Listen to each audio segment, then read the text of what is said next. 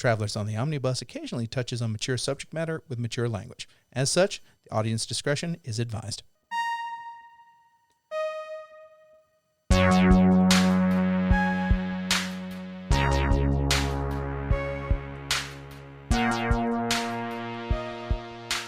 Welcome to Travelers on the Omnibus, the podcast where we take an exhaustive look at the films of Takeshi Miike and compare and contrast them to the works of Danish philosopher Soren Kierkegaard. Wait, no, hold on, shit, I got the wrong notes. Oh, here we go. That's his intro for Brady versus the World. Welcome to Travelers on the Omnibus, a field trip through nerd and pop culture. I'm Brady Davis. I'm James McCarthy. I'm Jody Kite. I'm Ethan Skinner. Okay, we're back on track, guys. We're trying to fight. We're back on track, guys. You realize we have to do Brady versus the World one time. No, we don't. No, one time. No, we don't. One time, like the Fugees.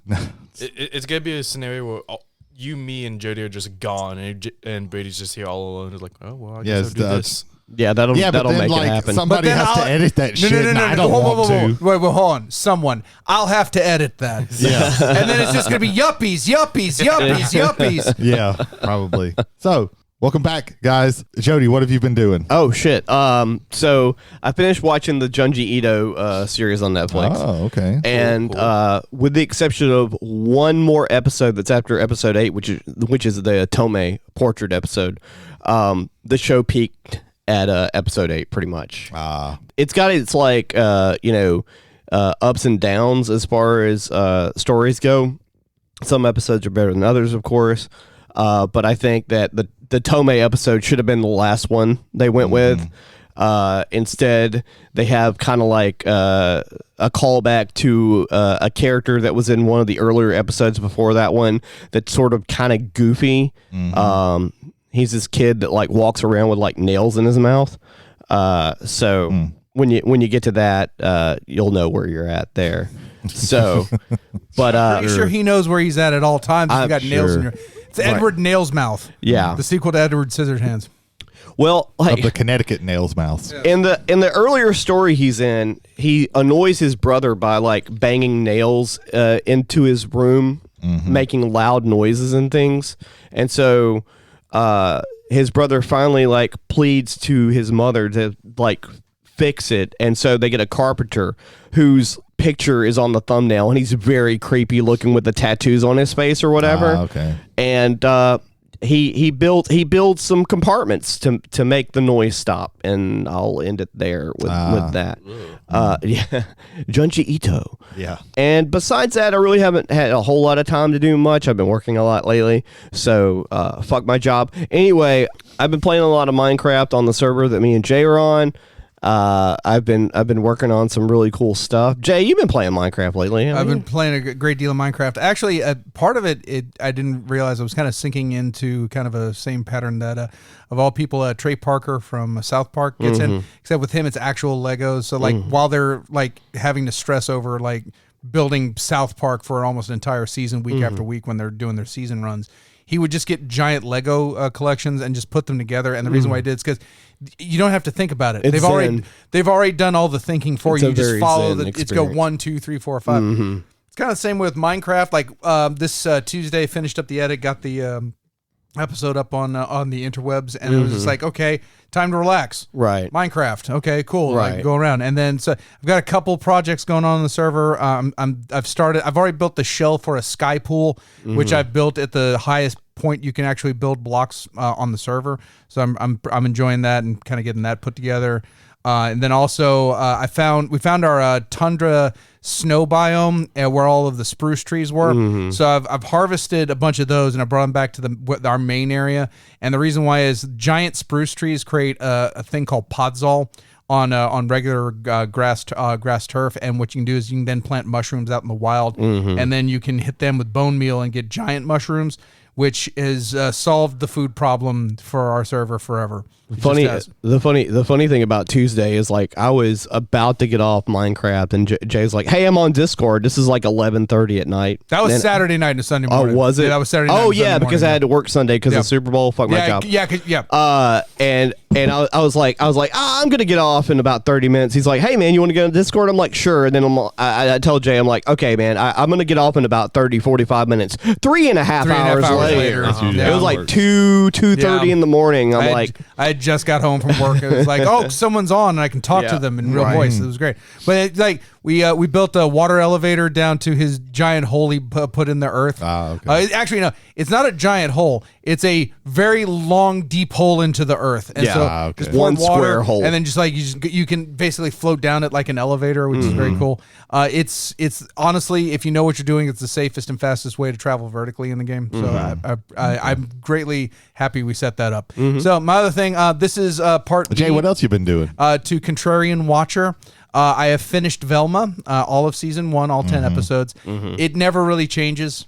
It's not good, and really what it sinks down to is if this were an actual horror movie, you'd be rooting for everyone to die because everyone's an asshole.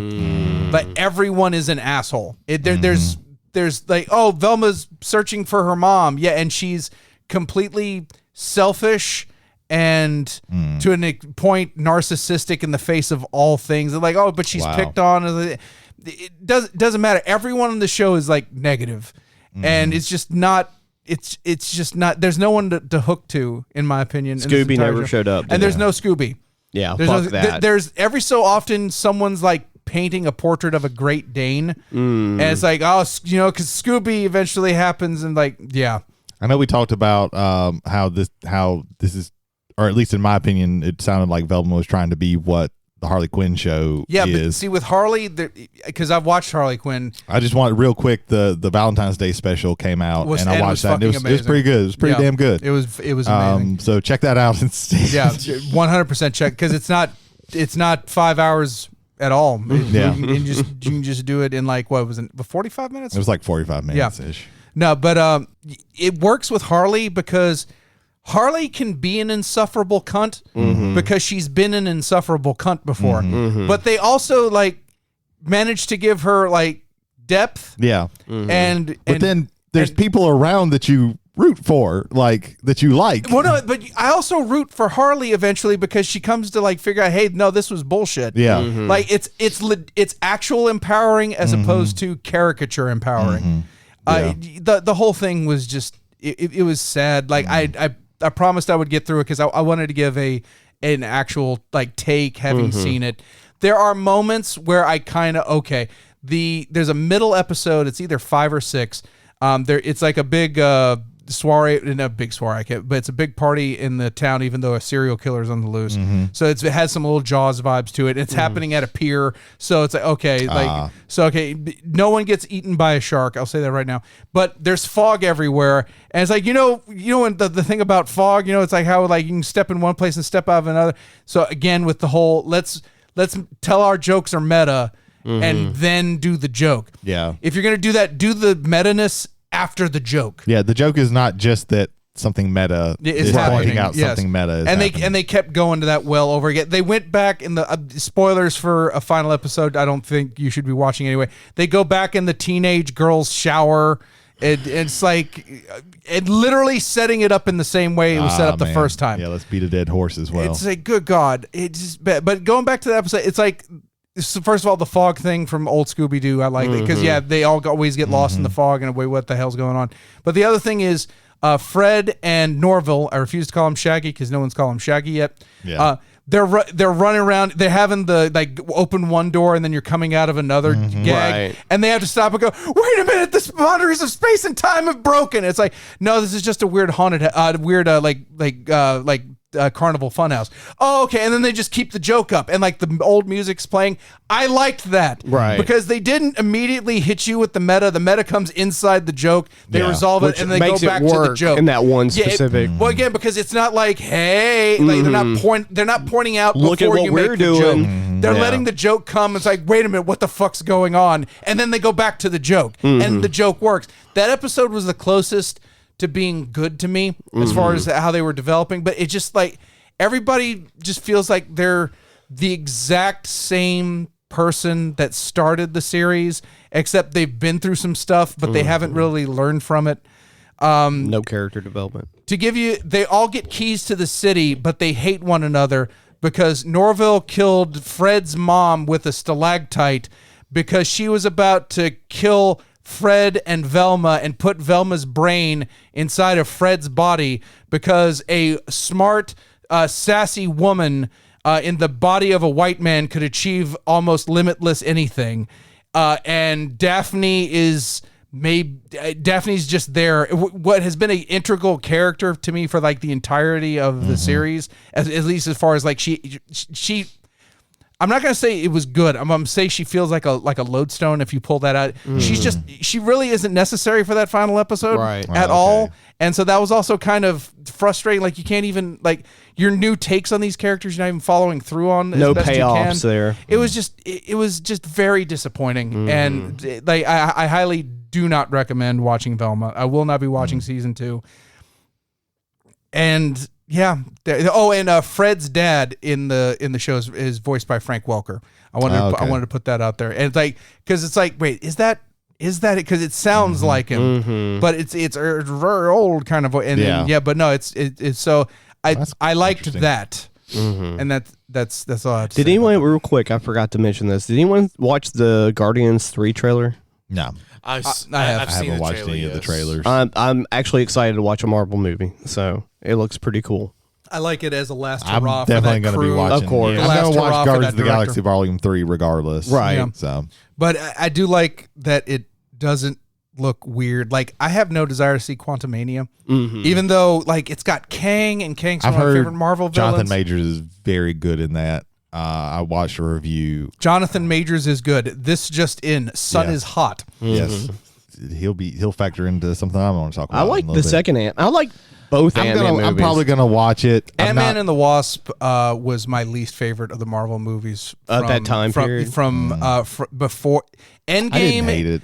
Endgame, like there are only 2 movies in the Marvel universe I hate worse than Endgame, and that is Thor: The Dark World and Ant-Man and the Wasp. That's my least favorite of them. In part because I didn't really feel I needed that movie, like because before it comes out, Infinity War comes out, and the snaps happen. Like you've already had this super major event. Other than the fact that he's trapped in the quantum realm, he didn't even necessarily need to be trapped in the quantum realm. He could have just found out that in the quantum realm you can skip through time. Right. Yeah. So I always that is the most ineffectual one. I would rather a movie be bad but have some movement in the plot than be ineffectual. I've heard a lot of people say that the only reason that movie exists is for the stinger about leading into the you have an hour and 20 hour 30 minutes something for like that. Yeah. a 2-minute scene. right. No, that's no, not Yeah. cool. I liked both of the Ant-Mans. I did all right. too. But to me they're like solid, like middle of the road. Maybe a little bit higher. Maybe be The Well, I first love movie was I better than what I thought it was going to be. I love heist movies. Yeah. And Right. that was a great take with superhero heist movies. It was also like fun and different, Yeah, just the like problem Guardians. with the second one is that they just kind of did the heist same movie thing over again. right, Yeah. right. Which was a I little get that. frustrating. Yeah. But I thought it was all right. But I'm excited for Guardians 3 though. Like it looks. yeah, I was gonna watch that one regardless Right. because those are some of the best of the entire And they're thing. wrapping that crew up somewhat. So See, Yeah, Dave Bautista doesn't want to wear that shit on his body anymore, so he's like, well, I think "Fuck it's this time shit." for some characters to retire anyway. Like at some point, some characters need to go away. Yeah. like I know I'm eventually going to watch the movies, but I'm probably not going to be in the movie theaters like week of, second week. Nothing now like that. next week. We're gonna get a whole bunch of us together because we're going over to the Grand Theater in D'Iberville to watch Cocaine Bear. Yeah. That we are. And we will have that might even be the second speed bump is just us in a car recording on a phone while we thought about Cocaine Bear. That'll be something. Yeah. Who do we got left? Oh yeah, Ethan. What have you been doing? That's me. Nothing too much. Like I've been doing a lot of stuff at work recently. Jake can attest to that. But yesterday was Valentine's Day for us. And, Bianca, the wonderful girlfriend of mine, she got me the Spyro Reignited trilogy. Yeah. I started playing through. I bought that and started playing through the first one. I just kind of stopped because that's what I do with video games nowadays. See, I feel that. I grew up with a PlayStation 2, but I never played any of the Crash Bandicoot games. Never played Spyro. Those are originally PS1. Yeah. Well, games. I know they had PlayStation 2 ports. Like they had the Crash Racing game. Well, I can't. those remember weren't really exactly. ports. They were just new games for the PS2. Most of them. But Yeah. but the just stands like I never played any. Right. No, Yeah. I'm not So- trying to. Crash 3 is a phenomenal game. Now I was expecting kind of like a different game Mm-hmm. than what I'm playing. Like I was expecting like a story driven game. Like it Oh, you opens sweet it, son of a it bitch. Nothing opens but up, platformer. It opens up and an orc is getting trash talked on TV, and he's like, "Hey, freeze!" And then that's it. That's 90s storytelling. That's like Odd World, where it's like, here it is. All right, now play the game. Yeah, like I was expecting something like, okay, so here's Spyro, here's how he's More learning game, to less do it. story is what Yeah. you're getting there. Yeah, Yeah. When they came out, I didn't play the first one and I didn't play the third one, but I played the shit out of the second one. But I just never got around to it. What do you think of them so far? I just finished like the Artisans world. I think I made it that far at least. I think I did like a couple of worlds. I think because I was just trying to not look up anything for it. Yeah. See, anytime I'm playing a game, I like completing an area 100% before I move on to the I can't next do that section. anymore. Those days are long gone for me. Yeah. Did you ever play Gex Enter the Gecko? Absolutely not. What about Gex 64, which is just the Nintendo 64 version of it? Yeah. Or Bubsy. You ever played a Bubsy? Bubsy 3D? You ever played Bubsy. Bubsy? That's a familiar name. Yeah, but Bubsy. I just like saying Bubsy. Just- no. Vector Just- Man. Just if you you want know about Vector Man? if you want to play a Man. family, Rystar, motherfucker, Rystar. That's actually a good game, though. These are games that existed. These are all on like the ones that these are all Sega on like Genesis. the Sega Genesis. if you want to play a family Echo. friendly character in a platformer, Conker's Bad Fur Day. Yes. Yes. Yeah. Yes, Conquers, yes. Yeah. Also, I am the great and mighty Pooh. Clona is really good. But Oh yeah. Wasn't that like a Xbox 360? it was a PS1. It was a PS1. It was was a on PS PS1 and then the Clona 2 came out on PS2, I believe. Okay, what am I thinking of? Because there was like a 360 like lead off game that had like a one word. there was a couple of If I saw a picture of it, it would probably yeah, shit that. But it was probably, I think it was one of those that just kind of came and went, like it didn't have any. But Yeah. so Spyro. Nights into Dreams. Nights There into we go. Dreams, Let's keep just naming obscure platformers. Yeah. Just name them. I'm not gonna know any of them. Yeah, you're not gonna know one Nights single one into of Dreams is one of Austin Woods's, aka Xavier Woods's, aka Austin Watson's, from the WWE favorite video games of all time. That was originally on the Saturn, Sega Saturn. Sega So Saturn. Yeah. like 8 people played it. and then it came back out on GameCube or something. Like later, they reissued it on Remember something that, else. but it may have happened. It came on something else later. So then, like 15 people played it. Yeah. I'm sorry, much. I'm stepping all over your shit, Ethan, like I always do. Yeah. Keep going. Yeah, Spyro. I'm Pretty good. enjoying it. It's pretty so. good. Pretty good. Hey Brady, Brady, what have you hey been doing? Brady, what Oh, the- hey, said thanks, that? Who thanks, said guys, that? thanks, guys, for asking. I appreciate that. So the first thing that I want to do, because I'm going to tell a little bit of a story. It's not going to be long, I promise. Brady, what have you been afterwards. doing? Thank you for that. So my first thing I'm going to talk about is tried. my pick for Black History Month. Awesome. This is going to be a movie. In 2021, this little movie came out on Netflix called The Harder They Fall, which is a Western that is filled with all of the best black actors that you have ever. Shit, I need to watch this. So, and they're all playing like, this is of course a very fictional Of course. thing, but they're all playing like historical black cowboys. Okay. Be it they were outlaws or they were like all of these people existed. So we got Jonathan Majors is the main character. He plays Nat Love. We got Zazie Beetz is Stagecoach Mary Fields. We got Regina King. Lakeith Stanfield like steals the show as Cherokee Bill. Like it is great. We got Delroy Lindo is Bass Reeves.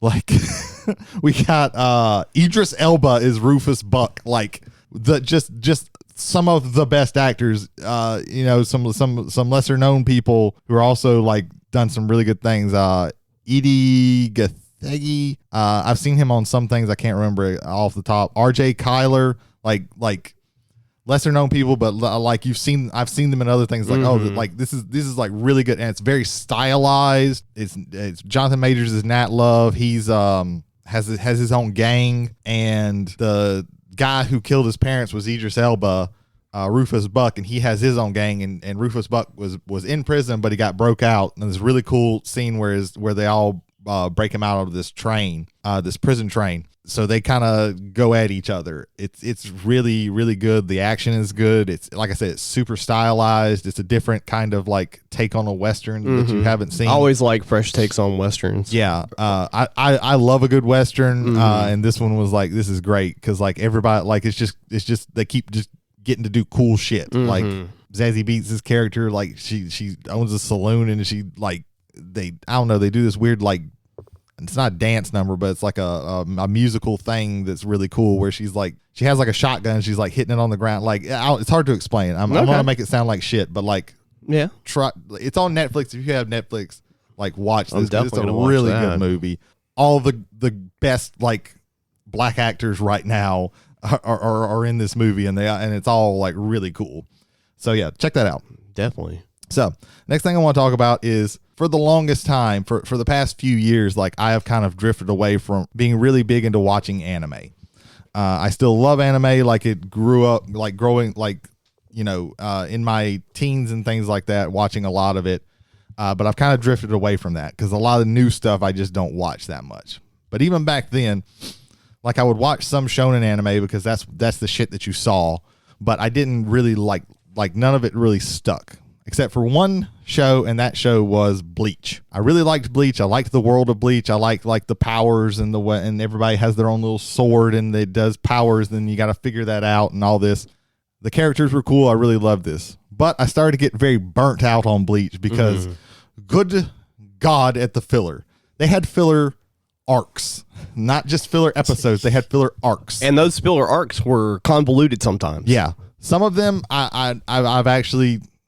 I might go back and watch a couple, but I stopped watching after a while because I would religiously like buy the because at one point when the DVDs were released, you could buy like an entire this is this arc, okay, and then they stopped that and it's like, okay, here's 6 episodes, right, and I just couldn't keep up with it, and it was very frustrating. So I just like, fuck this shit. But on YouTube, I started getting recommended this guy who like breaks down stories and characters. Like, he talk like it's just a show. It's just a thing where he just talks about Bleach and the lore and the characters and the powers and all that. That's the thing that I really like. So I kept watching this, and for a while, like, Bleach had just kind of stopped because they had gotten so far away from being able to, like, the manga was they were so far behind from that.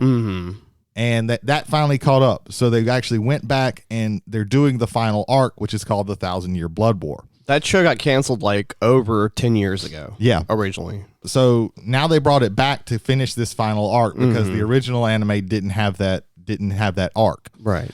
And it's on streaming now, at least the first 13 episodes. And I got to actually watch those. I finally broke down. I was like, I'm going to watch this. And this is actually pretty good. It moves at a good clip, and you don't have to worry about it getting bogged down because the story is done. Right. Like, they don't have any catching up to do. Right. I will say, like, this is like the animation compared to like the original. Like, there was some really pretty animation in that original one, but this one is like really top notch. Like, some of the fights in this look like phenomenal, and just the lighting and everything in it. So I'm really, really actually enjoying it. Like I said, there's only like 13 episodes that I know are out. I could probably go and find the Japanese versions, but I guess I'm not a true anime fan because I actually will usually watch a dub over a sub. That's not really a thing anymore as much because the dubbing on some shows have gotten way better over time. And a lot of it, I think, was, especially early going, it was just dubs were just reading the script and weren't trying to put any affectation to it or any kind of acting. You go back far enough, you didn't have a choice. You either got it dubbed or subbed. If it was on tape, you got whatever you got. But I'm really enjoying this, and I might go back and watch little pieces of the stuff that I stopped, because I know like a lot of the story. I just never went back and watched it because it's just, especially on like the main place that you watch is on Hulu, and the way they have it set up is, okay, it's one episode, you have the dub, and then you have the sub, and then you go to the next episode, the dub and the sub. Yeah, I don't so like looking that. for things can be very. If you're watching it, it just goes straight through. If you start with the sub, it's just going to keep going with the sub, and vice versa. But if you're looking for stuff, it's very frustrating because they separate it into like I think Bleach is like 30 or 40 seasons, but air quotes seasons, but it's on, and it'll be like 26 episodes, but it's only like 16 or 13 episodes in each area. You just have to, it's just two episodes. It's just doubled up, and it's very frustrating. But I'm looking, that was actually pretty good, and I hope that they keep doing pretty good, because there's some really cool stuff, some characters that I really, really like that's actually going to be doing some really cool stuff later. Yeah. So you'll probably watch that Junji Ito show though also soon, and that's anime. Eventually, if I could, Junji Ito kind of disturbs me to a point where I would have to like really work myself up to actually watch it. Actually, and after reading a lot of his stuff, most of this is not. It's a little bit more. It's more tame. I wouldn't say tame. Some of the episodes are definitely tame, like compared to some of the other episodes. Out of the 12 episodes, I would say like only probably like 3 to 6 stories are like depressingly dark. Not that the other ones are light, but and the problem, and it's not really a problem if you like this kind of storytelling, because a lot of his stuff is pretty much like old, like, very traditional, like historically traditional, like supernatural stories, a lot of them. So you can see what's going to happen at some point. Like, the outcome that's going to happen soon on some of them. But there was only a couple of episodes that were really depressing. Okay. So it's not like the whole tone of the show is depressing throughout while you're watching it. And I think they do that on purpose with breaking the episodes up and making them easier to consume in that fashion. Not to say that they're not dark in some way, but more darker on some of them than others, for sure. Okay, yeah, I'll probably eventually try that out. You were gonna say something, Ethan? I think when it comes to starting a new anime, or even like a short, like one season anime, it's very hard for me to like start it and then continue with it, knowing that I have other shows like in the background I'm wanting to continue, like Chainsaw Man. I need to catch up with the new season. And that's typically why when a show comes out, and like I try and stay away from my friends that want to talk about the episode, because I want the show to either like the whole season to be almost over before I start it, so I can, if I want to binge it, I can binge it. If I want to take my time, I can watch 3 or 4 episodes at once. Because if you're like having to wait a week for every episode to come out, sometimes you'll be like, start watching something else. Yeah. So yeah, that's how I watched all of these like pretty close together. So that's how that's how I do. So yeah. So that's what I've been doing. Where can they find us? Where can they find us, Jay? Yay! Okay, yeah, no, you can find us on Spotify, Apple, Google, and Anchor, aka Saga. You can also take part in our polls and episode question on the Spotify stuff as well. If you want to get in touch with us full on for some passenger feedback, travelers on the omnibus at gmail.com. Again, that is travelers with 1 L on the omnibus at gmail.com. And speaking of what, gentlemen, we have passenger feedback. We're us on Twitter. From our, there's Twitter at Elon Musk, at Elon Musk. Just tweet us at Elon Musk. Well, now the algorithm's just gonna only show you Elon Musk almost. So that's fun. So just let y'all know about that. There we go. But yeah, we are on Twitter. We also are on Instagram. Fucking child. Be posting. So you were looking at Jody. So are you calling Jody a poor child or Elon? He's a fucking child, is what I meant. Yeah, As fair in, enough. a man child is one of the richest people in the entire He's not going to be world. rich for long. Yeah, not when all those debts for Twitter come due. So anyway, passenger feedback. Our friend and fellow podcaster in the world, Jason Holder. We actually have a discussion group called The Undisputed Error, where we talk about wrestling constantly and consistently with one another. And so he actually put his feedback in there. So if you're one of our friends that has access to one of our private chat areas, feel free to drop feedback in there as well. Yeah. We'll listen to you there too. Yeah. Listener feedback on Ninja Sex Party. Okay. If I wanted to listen to mediocre covers, I'd go to a bar and get 2-for-1 long necks. Yeah. I mean, That's not a personal attack against you, Ethan. to That's each just their own. Like, Brady's next response to that was high five. That one I think was a personal attack against you specifically. I mean, I'm not gonna bash someone for not liking covers or anything. there you like go. That, so. There you go. No, I like covers. I thought those were shit. But regardless, again, it's not a personal attack against you. Starting to get there a little bit, I think. No. Also, next mixtape, let the audience know the albums in advance so they can go on the journey with you. Now, I thought this was an interesting idea.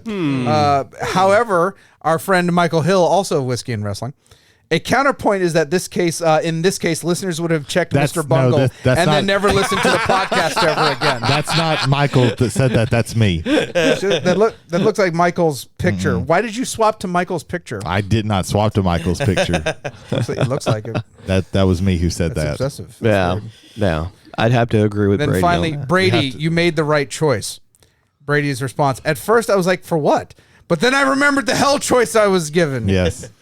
Remember, folks. You want to read that second part that I put in there? Yeah, no, because it's in the last episode. You literally repeated yourself from the last episode. No, I added a little bit more. Yeah, I had to think. I don't want to mention this person's name ever because he gets too much Fair credit enough. Mm-hmm. nowadays. Yuppies. Credit being the thing. Yeah, yuppies. There we go. Fair enough. But yeah, so no, how best to put this? Mr. Bungle is better than Shinedown. John Brady Davis. This has been confirmed. That is a quote. I did not say that. That is not what I said. It was implied. Did you or did you not say you would much rather listen to Mr. Bungle? That's a different question than is one better than the other. Okay, then which one's better?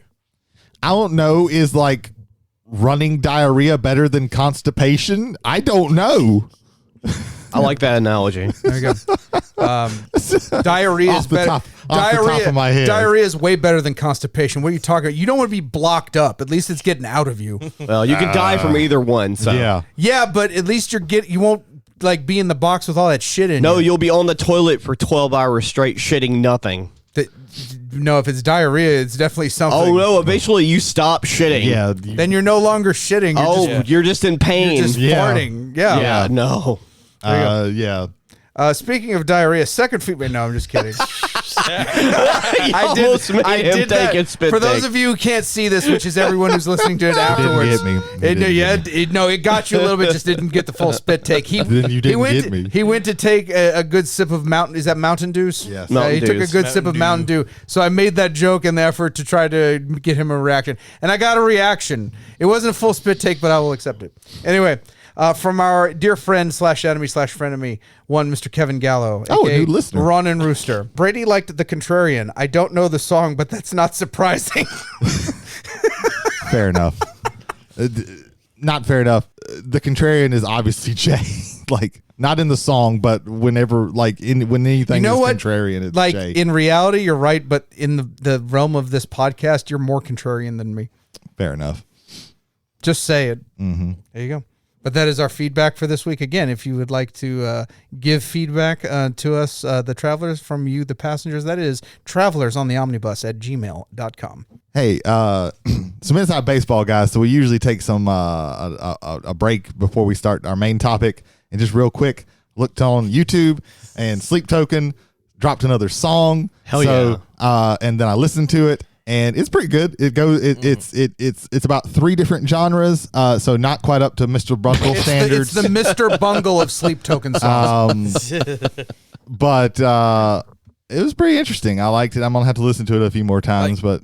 Me and Brady we were listening to it. Yeah, we were worshiping while it's all these non-believers were taking piss breaks. It takes you on a journey. Yeah, it takes you on a journey. It starts off a lot heavier than what I'm usually. I think it's with probably some screaming. It's probably the heaviest of the songs that they've released so far. Of Probably the second to newer Stronghold. ones, yeah.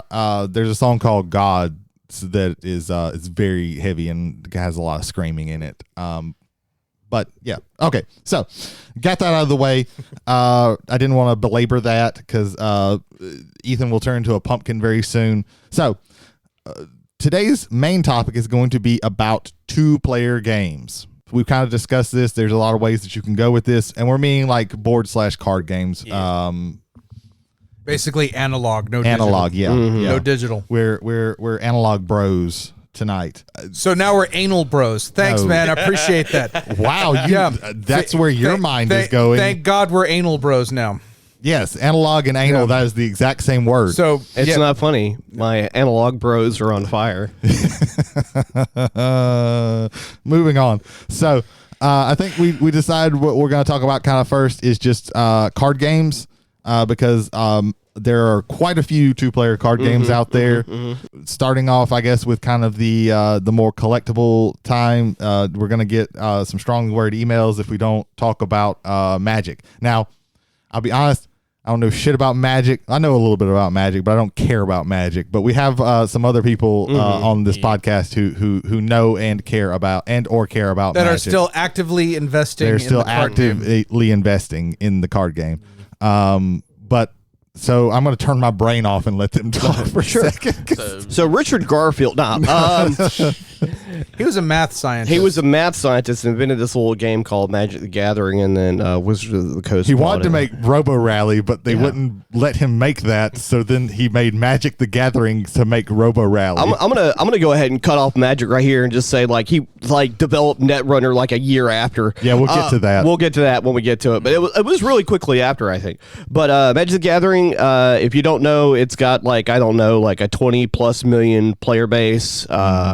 There's all kinds of crossovers they've done lately, but as far as the fundamentals of the game, it is a 2-player collectible card game where you play against typically one opponent, unless you're playing EDH. But in competitive formats, it's 1-on-1, and it's a fun time. Much like most hobbies, it can get really expensive, Yes. depending on what you want to do and how you want to enjoy your game. So if you want to be consistently competitive, it will cost you many dollar. well, the problem, and I want to talk about this just for a second. The problem with the competitive play is that your deck is competitive until the format is about to rotate, with the rotating format such as standard. And the problem with that is that if you're at a big event, you have to play that deck until it rotates. So the day before it rotates, you still have to have it.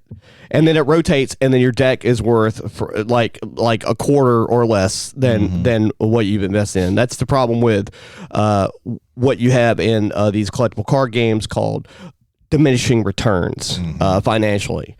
And that's part of the grind that I'm thankfully not a part of anymore. I play mostly casual Magic, which is Commander most of the time. But I do play Arena online. We're not talking about online games, but there is a variant of Magic the Gathering that you can play online. And it's pretty much the same game. It's just that it's over. It's digital rather than face to face in person. Like just real quick, one of the games that I'll be mentioning later, Twilight Struggle. There is a very good, almost 1-to-1 portrayal of it, available at least on Steam and probably on other other online retailers as well. That is just very much. I think it's on app stores too. It's on app stores. I think on the Google Play stores. Two of the other guys. I'm gonna let Ethan get his take on Magic before I pass it off to him real quick. I don't remember names right now, but 2 players that are pro players. At least one of them was a pro player. Even I think may even be a Magic the Gathering Hall of Famer. Developed Ascension.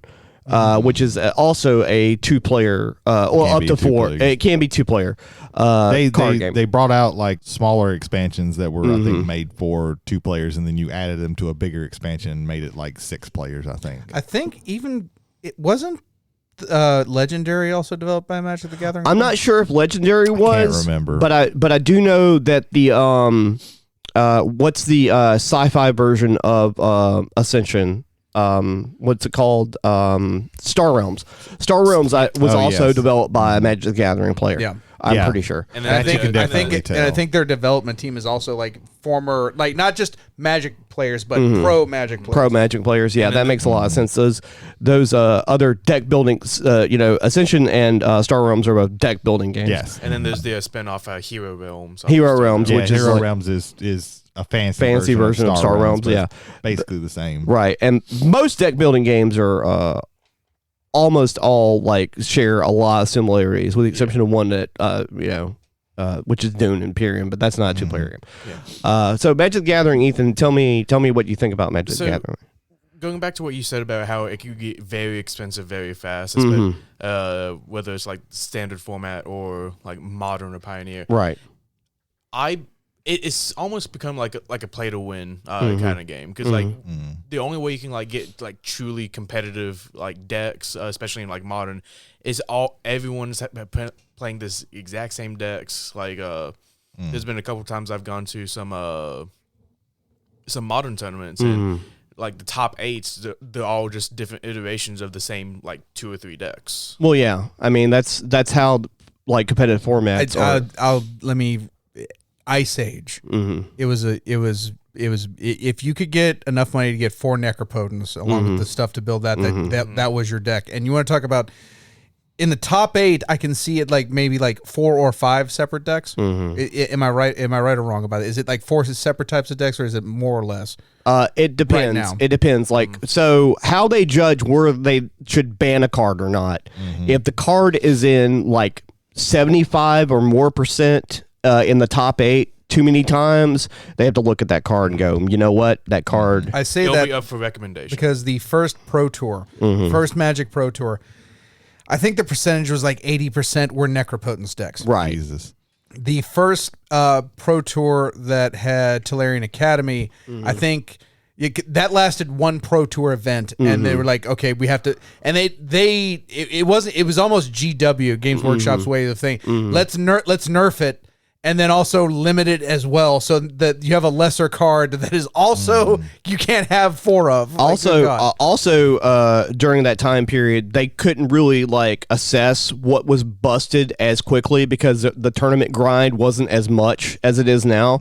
Like for example, when Wizards slowed down their tournaments, Star City Games, this is pre-COVID, were running like there was one time where they were doing 2 streams in 2 different states of 2 different Pro Tours on the same weekend. Yeah. And I think weekly, it almost felt like. It was on the weekends. It was only on the weekends. No, but I mean, on the weekends, right. Weekly, like every weekend. Every weekend there was a Pro Tour to grind out for towards Wizards' bigger events like their Grand Prix and stuff like that, and Worlds when they were having Worlds tournaments and things like that.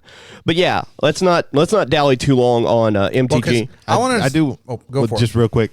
Again, like I don't care about the game of Magic. I don't hate it. I just don't do the collectible card game thing all that much. But there are some fascinating things that I do. Like when people are talking about the mechanics of doing this thing and this thing and this thing in a deck, my eyes glaze over. But there are some interesting things about the mechanics of how does a card get banned or how does a card get nerfed or this thing. That's interesting. And then also the fact that there is an economy around Magic cards. There are people who just collect prints of art for Magic. Yeah. It's a collectible market for multiple things. Yeah. Whether it be prints of the artwork, because there is some pretty good artwork, or just of buying and selling cards is sometimes that can be very fascinating to me when I hear people talking about that side of Magic. I'm like, oh, this is actually kind of interesting. Speaking of Magic crossovers, they've just crossed over with Lovesac. If you're not familiar with that company, they make gigantic bean bags made out of quality material that they sell for over $1,000, and you can get a Magic Lovesac right now. Use promo code Jody Kite. No, trade in your Alpha Black Lotus for 32 Black Lotus beanbag chairs. It is the ugliest pattern they have. It's just a collage of Magic cards on it. It looks so ugly. You could literally vomit. Terrible. Take a photo of that, and it's then so oh my god, ugly. It is beyond. They could have just taken the Planeswalker logo or the Magic the Gathering logo and put that on there, and it would have been fine. Yeah. I want to talk about the most diverse part of Magic, in my opinion, as far as deck building and for randomness of decks and true playability. I want to talk about drafting.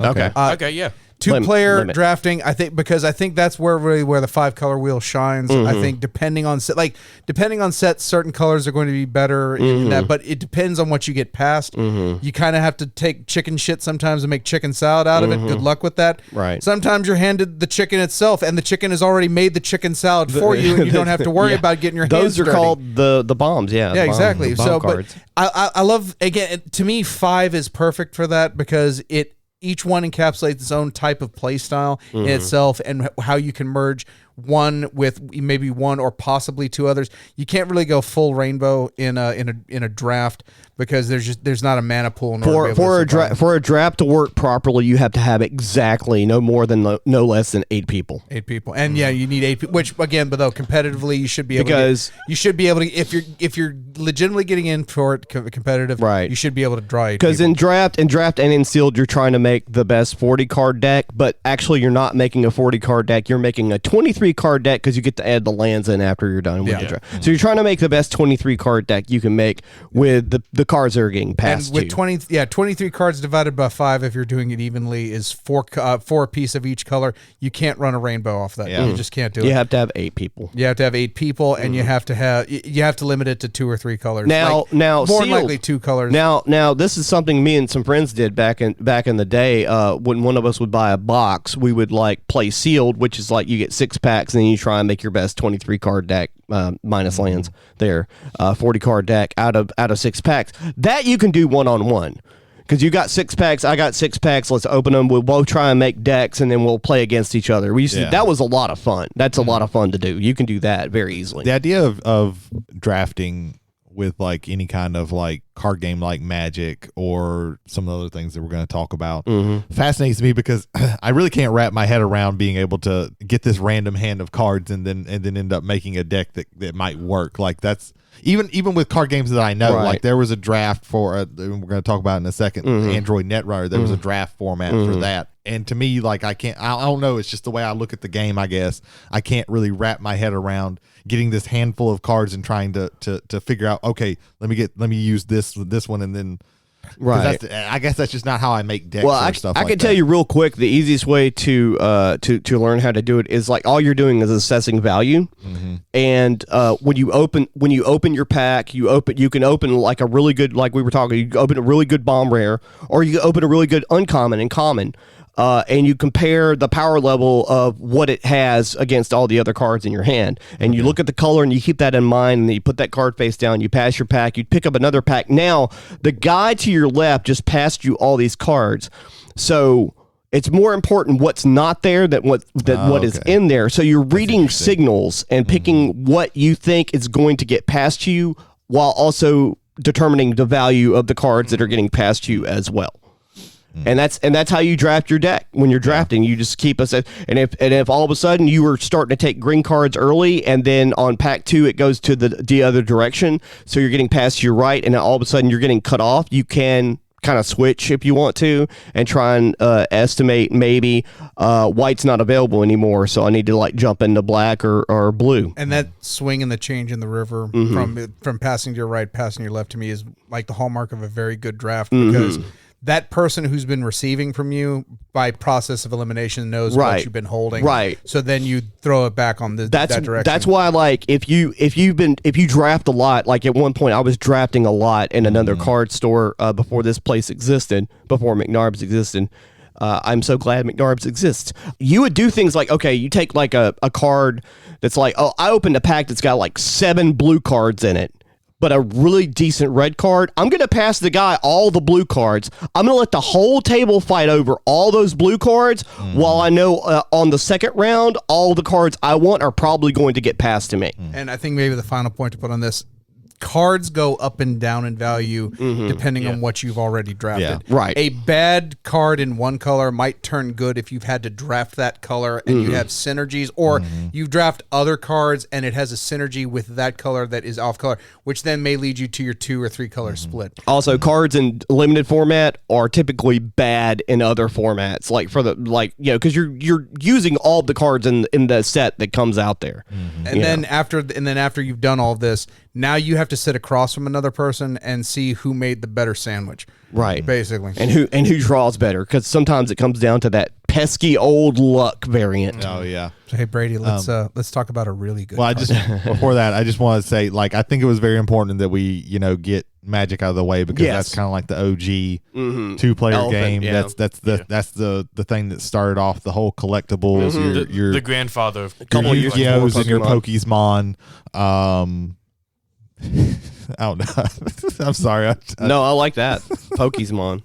I thought you said Pokey's mom. I was like, why are you Yeah. talking about Pokemon's mom? What the fuck? I like to do the thing where you it's like attorneys general, Yeah. but you do that. And now I explain the joke, so now the joke's not funny anymore. But I You did it after After the the joke. joke. I tickled the shit out of If myself. you had so we had to explained, stop. if you said we were about to do a joke where we transpose where the plural goes, and then did the joke, that would be bad. For some reason that tickles me a lot, so I've been getting to where I do that. But you get those. That's kind of the OG. That's the whole reason that you get that. And But Netrunner's better. From CCGs. This is the collectible. You get a random pack. Fantasy Flight games started what's called an LCG, a living card game, where you get a pack, but you know exactly what's in that pack, and you're going to get a full set of those cards. If the format is 3 cards maximum, you're going to get 3 of those cards. Yeah. And they started off with a little game called Android Netrunner. Well, they started out with Lord of the Rings. Oh yeah, Yeah, shit. there was a but like competitively they started the actual Lord of the Rings was co-op. They had a Call of Cthulhu LCG. Yes, they did. Yeah, they did. Yeah. Shit. No. Were those before? Yeah, those were before. Those Who did were the before- Star Wars TCG back the then? original. the first edition of A Game of Thrones was before Netrunner. Damn. Okay. Yeah. They were doing LCGs way before him, but not, for the one that hooked us, The one that the at one least that here really at the shop, Right. was shot Android off, Netrunner. I would say. The original Game of Thrones, kind of, but like the one that really like hit it off was and the one that took us kind of by storm was. I don't Android think we would have Netrunner. done second edition of Game of Thrones without having that Netrunner base already. Probably not, but Eddie probably would have held us at gunpoint if we didn't. So Android Netrunner is kind of a remake of the original Netrunner. Richard Garfield. Richard Garfield, I yeah. have that. I wrote fucking Andrew Garfield on there too. No, not Spider-Man. Spider-Man. No, not that Spider-Man. Not Under the Silver Lakes, Andrew Garfield. Richard Garfield. Not Jim Baker, Andrew Garfield. Yeah. Okay. In 1996, he made a collectible version of this. If Based you look off at, of R. Telsorian's Cyberpunk. yeah, if you look this up, like it's got some really, it is aggressively 90s. But the whole conceit of Android Netrunner is that it's a one-on-one game. There's no other way to play this and it's completely asymmetrical. One side this is all done in like a cyberpunk type thing. And I think we even mentioned it during our cyberpunk episode. One side is playing basically a hacker, and the other person is playing the corporation trying to stop the hacker from stealing all of their secrets. It can be a bear to learn because each side is completely asymmetrical. You even call things differently. Like your deck, if you're playing the corporation, your deck is your HQ. If you're playing the runner, your deck is your stack. So like they will reference different things. You will use you have cards. The corporation has cards that the runner does not ever have. And the same with the runner too. Because Right. you're doing, but what it does is there is this really intense kind of cat and mouse thing where all of the corporation's cards get played face down, and you have to actually make a run at those cards to see what they are. So there's this: are they hiding something over here that I might want to steal, or is this just a trap that's gonna completely fuck my shit up? Should I make a run at their hand to try and pull a card out that I might need, or to be able to get rid of something that from their hand that is going to hurt me later? So they're really intense games, and like all of the factions play so differently. If you're playing, just playing the big differences between corporations and runners, but then there's also the factions are can be wildly different. and wildly unbalanced sometimes. But yeah, we got into this. Y'all, by the time I got into it, y'all were already playing. Yeah, we were all in neck high, but you came in and was a great addition to that Yeah. to that group. Because let me also say this for competitive games, and most of your 2-player games you're going to find are competitive, just the way it is. A 2-player co-op game is basically just, in my opinion, is just 2 people come. Okay, yes. Add a third person to that. That's when a co-op game becomes interesting because you have 3 minds thinking about what might be the best thing to do. But going back to it co-ops, and this also goes for Magic. This goes for Warhammer. This goes for, in my opinion, pretty much anything that you want to have a long like league or a group or a collective that plays that. You need to have at least 4 people at its core, and then a couple people, and then more people satellite attracted to it. And then you have all these core groups that come together for bigger. Because I was about to start playing before the game died. To me, the best way to set up like a really good competitive group, you have like 4 core people, and you want it to be kind of 4 because if you're playing the same 1 or 2 people, and this is what happened with us in Game of Thrones, because it was just you, me, and Eddie there towards the very end, and this, I want to take nothing away from both of you. Eddie was very good at it. You were very good at it, but I know your deck style in building because I play you enough. Same thing with Eddie. So I know that what I'm building, what you're building, I can almost in my brain go, he's going to open off with either this or this, and then I'm going to open off with this or this, and then this, and I could literally plot out probably who's going to win that game after turn 3, just because of how we play the games. When you have more people, that problem goes away because you have 4 different play styles, 5 different play styles, 10 different play styles. Even when it's different cards, people tend to gravitate to what they like. Yeah. I try to do everything, but I am very aggressive. I am, if we talk about Magic, I'm red burn, I'm red gray. If I'm ever playing control, it's an aggressive control that is trying to stomp you out quickly. Astral Slide was like one of my favorite deck concepts because it's like remove all of your creatures and then just burn you to death. Yeah, it was difficult to deal with. But it was aggressive, and that's my style of play. Having like 2 people playing over and over again, they're going to figure each other out. Right, you're going to pick up on strategies. Well, when it comes to, and this is kind of, if you're not familiar with it, I'm going to say some words that might sound like gobbledygook, but like you knew I was probably going to play Anarch for my runner, and I was probably going to play NBN for my corporation. You had to have 2 decks, Ethan. Yeah, you have to build 2 decks. 2 completely different decks that don't have any cards together. Okay. You have corporation cards and you have a runner deck cards. and a corp deck. Yeah. And where the mechanics are similar, they're not the same. Yeah. And each, like, so your runner much the only card type was events. the same as events. Events, that was it, pretty much.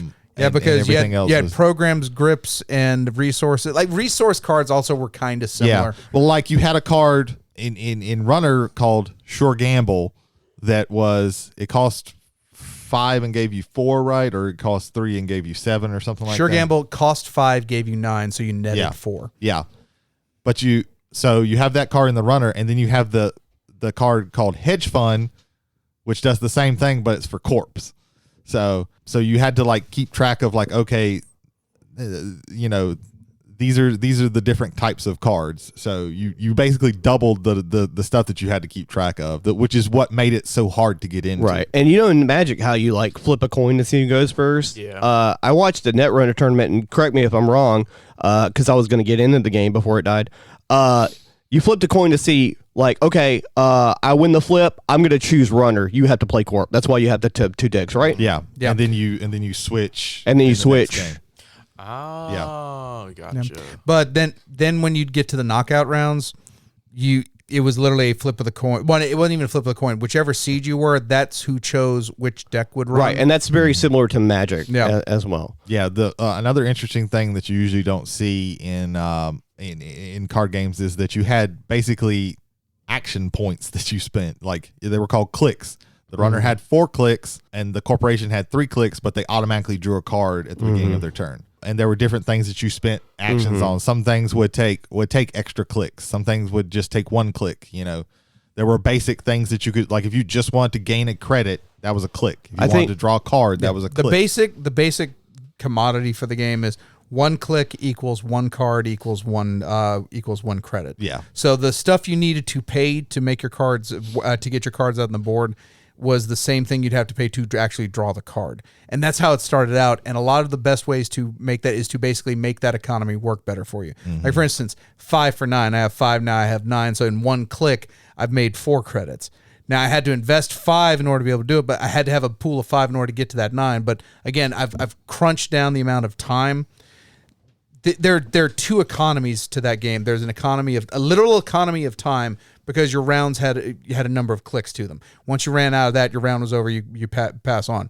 You also had an economy of actual money, and so to be able to pay for your cards. So basically, the mana for Magic. Imagine a Magic format where you can only play 3 cards. Or you can only do 3 things, do 3 things, and then your turn's over. Regardless of however much mana resources you had left to pay for anything else, right? You couldn't use that because you ran out of time. But the trade-off was the mitigation of luck factor, like versus Magic. Yeah, because your deck wasn't filled with random garbage that you had to like mitigate by like manipulating it with other cards. Yeah, you were trying to steal, like if you were the runner, you were trying to steal agendas from the corporation, which were worth a certain amount of points. The first to 7 points automatically wins. The corporation was trying to advance, which means actually spending money to further those agendas. And the runner was always trying to get set up or get to a point where they can make runs on the corporation to steal things from them before the corporation can get set up, or be able to have answers to the things once they get set up, because the corporation was trying to play this little shell game with all their stuff face down to try and build up defenses, right? Depending on, because there was different ways. The runner could also be killed by the corporation, like if you did enough damage to your hand in excess of what your current hand size was, the runner was killed and the corporation automatically won. There's literally a card called Scorched Earth, which showed whole buildings being blown up, and literally you were such a threat to them, they wiped out an entire neighborhood. Yeah, thematically, the game was just absolutely amazing in that regard. So I want to ask incidentally, the other way for the runner to win is by totally exhausting all of the cards in the stack, not the stack, the HQ. No, R&D is the deck. The R&D is your deck. If you wipe them and they went to go to draw a card and they couldn't, game over. That's the reason why they were required to draw a card every turn. Yeah. Now, just to the audience members, real quick, just in case you didn't catch it, the game is technically dead because Fantasy Flight stopped lost several. they lost the license. Or whatever it was. The game was licensed under an agreement with Wizards of the Coast. Yeah. Wizards of the Coast pulled, and to this day, I still wonder if they will eventually go about doing this, just because of how much developmental hell this video game's gone through.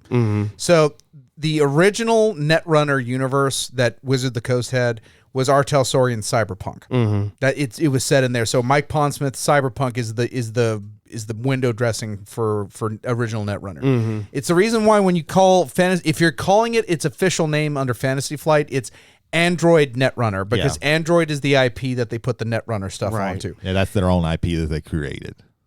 I want to say it was like 2 years after the announcement of Cyberpunk 2077, they finally, Wizards of the Coast said, we're not renewing the license, we're pulling it back. I wonder if there was ever an intent between Artel Saurian and CD Projekt Red to have Cyberpunk, Netrunner, playable in the game as a card game, because Gwent exists in The Witcher. Right. There's all this stuff that to me just signaled to me, and I don't know if it was, maybe I'm wrong, maybe it was never an idea, but to me, if you wanted to have like a really good, like that, you already had it built in with Cyberpunk. Cyberpunk and Netrunner, you could have just done that. When Netrunner was dying off, there was right before that happened, there was a resurgence of another card game, which was the Legend of the Five Rings game. Did you guys play any of that? I did not. I did. Jay did, yeah. This is going to be against a lot of like the people who classically. So this is another license thing. So AEG, Alterac Entertainment Group, created Legend of the Five Rings, and from the story and business side of it, I always loved it, because every one of their cycles is just a retelling of the story of the Legend of the Five Rings and how these clans came together and what came out of it. So you have these permutations of the same story, but that took greatly different avenues because of what players did at sanctioned tournaments. Yeah. That I will always love.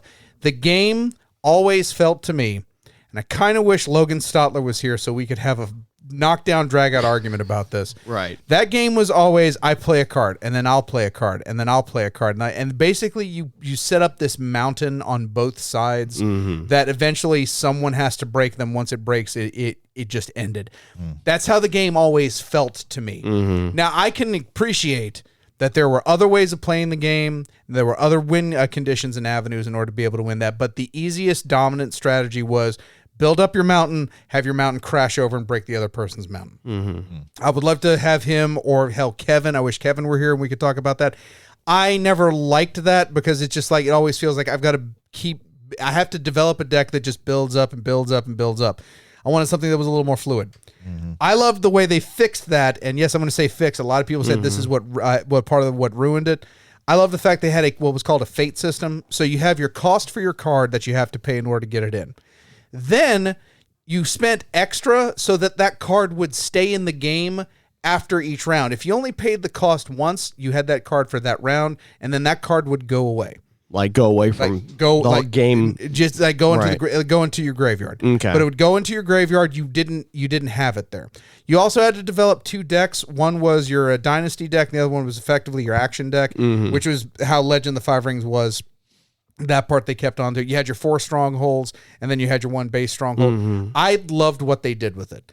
I can appreciate people coming from the old game and not liking that, but for what they did, that they made for me Legend of the Five Rings playable.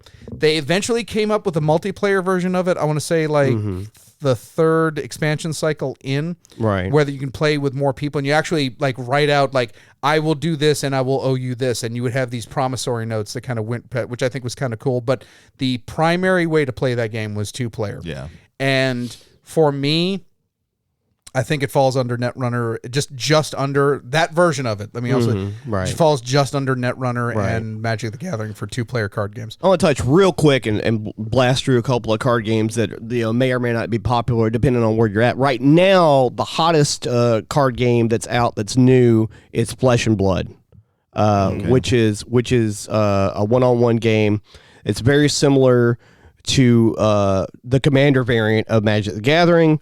And in this game you have like spaces for equipments and things like that you can like have out, and it has chain blocking, which is something that you have in a lot of other card games, much like in I think in Yu-Gi-Oh! I think you have chain blocking. I know in Vice Schwartz you have chain blocking. That's where you block one thing at a time. Everything doesn't happen at once like it does in Magic. Okay. Another game is Vice Schwartz. I don't know if you ever played that, Ethan. No, you didn't play Vice Schwartz. We need Jared Hubbard here because like I consider anybody who can sit down and just absolutely like, I don't care who he was playing. Jared was, at least amongst the local group, he was exceptional at White Schwartz. I think I played against him a couple of times actually. Yeah. So much so I'm gonna. So there was. I'm gonna not name this person to protect the guilty, but so. He called and said, "Hey, when is the tournament starting?" It's going to start. Okay, I'm going to be a little late. And they said, "Well, if we get enough people, we're just going to start." And then they actively like got people who don't even play the game to sign up for the game so it would fill out, so that they wouldn't get their fucking asses kicked by Jared. Oh, nice. So that is in the moment the greatest insult. In Legend, that's the highest compliment you can. That's pay a very somebody, high compliment. They're so afraid of you. They're so afraid of you that if you show up, you're just going to win it. Because he was like that. Oh my God, Jared was exceptional at White Schwartz. Real quick, I forgot to mention something. You had mentioned something about Netrunner being dead. We say it's technically dead, but there is online community. Project Nisei actually like it's a community where they create cycle. They're continuing to create cycles of cards. Like they're actually pretty far into it, I believe. Okay. So you can like find all the and make the cards yourself to continue playing with it. And that's very interesting because all the cycles were kind of telling us, like every cycle told a story. The last one right before the game got pulled was was it 23 seconds or 28 seconds? No, there was one after that. There was a Mars one after that. The Mars one was after that one? Okay. Yeah. So then the last full story, cycle. The story starts out with the net goes black for 23 seconds, and when it comes back on, like, trillions of dollars have been stolen. Yeah. And it's the corporations and the runners in the world all trying to figure out who did this because there's crackdowns going on, like actual wars are getting started out. It was a fascinating story through and through. And it ends with what they call a quorum, where they got all the heads of the major corporations together and said, y'all got to figure this shit out because we're having like wars in the streets. Nobody's leaving until we do this. And if you try to leave, we will kill all of you. And these are like the most powerful people in the world that they're telling this. I love good lore, because right now, Magic the Gathering, like nothing's really been happening as far as lore goes. And then Phyrexia comes in and says, we're going to corrupt most of the Planeswalkers on the lore entire, in this is very strong. There was even like a coffee table type book of the world of Android. Hell Netrunner. I have it, and like it's great. I love reading it, and also the for the Genesis system, they had a theme book for Android Netrunner. Shadow of the Beanstalk. That was also very interesting. So, like the lore of the Android world, like I wish they could continue to make games in the Android world, because the Android that world that they created is very, very interesting. Where you have like the idea of mega cities, like there's a mega city called San, which is literally San Francisco to San Diego. Oh, okay. Is a city. Like, oh, nice. Yeah. World building. That's we went back to Netrunner, but I just wanted to mention. I meant to mention that, but we kind of got away from that. But yeah, going back to the what you were talking about, Jay. I'm sorry. I don't even remember. It's fine. You had mentioned like Flesh and Blood and Vice Schwartz. Vice Schwartz. There has been a couple of other games. The My Hero Academia trading card game, which is that was really big for. It's a license that took off whenever it initially released it, but then it's starting to like slowly die out. Well, yeah. Unfortunately, for games like that and the Final Fantasy card game, which was actually pretty good and fun, and Force of Will. Yeah, don't forget Force of Will. Force of Will. Pretty much has died off completely due to the Yu-Gi-Oh compromise, as I like to call it, which is Konami does not have a research and development team. They print cards until they don't work, and then they ban a whole entire set, and then people have to go out and buy more cards. That checks. Force of Will, they printed cards. As someone who used to play Yu-Gi-Oh, and everything was fine until like the second set came out, and there was like refrain. Yeah. Anybody who played Force of Will, and I say reflect and refrain, either has the biggest Cheshire Cat smile on their face, right, or they are saying fuck 400 times. Right. The set was OP and broke the game. So, and then they started banning cards, and people lost interest when they lose. Once you lose a certain amount of money in a game because people are banning too many cards, you start to go, you know what? I'm going to go back to the main game right now, which is like one of the big three or one of the big four, and these secondary games or whatever. Right now, Flesh and Blood is holding interest and financial value. So hopefully the people that are making that game are going to continue to do what they're doing. One of my friends, James Throne, we talk constantly trying to like convince me to get into it because they hold like really big tournaments over in Salt Lake. Right. Now. I've seen like Miniature Market. They have like the sets up there, but there's also something to be said. We are in a small area, so developing interest for something again, like I said, you need more than just a kitchen table's worth of people to create a community. As far as these guys, you need multiple kitchen tables. Like it's very hard to do that in South Mississippi. You said Salt Lake, like Salt proper Salt Lake City, Utah.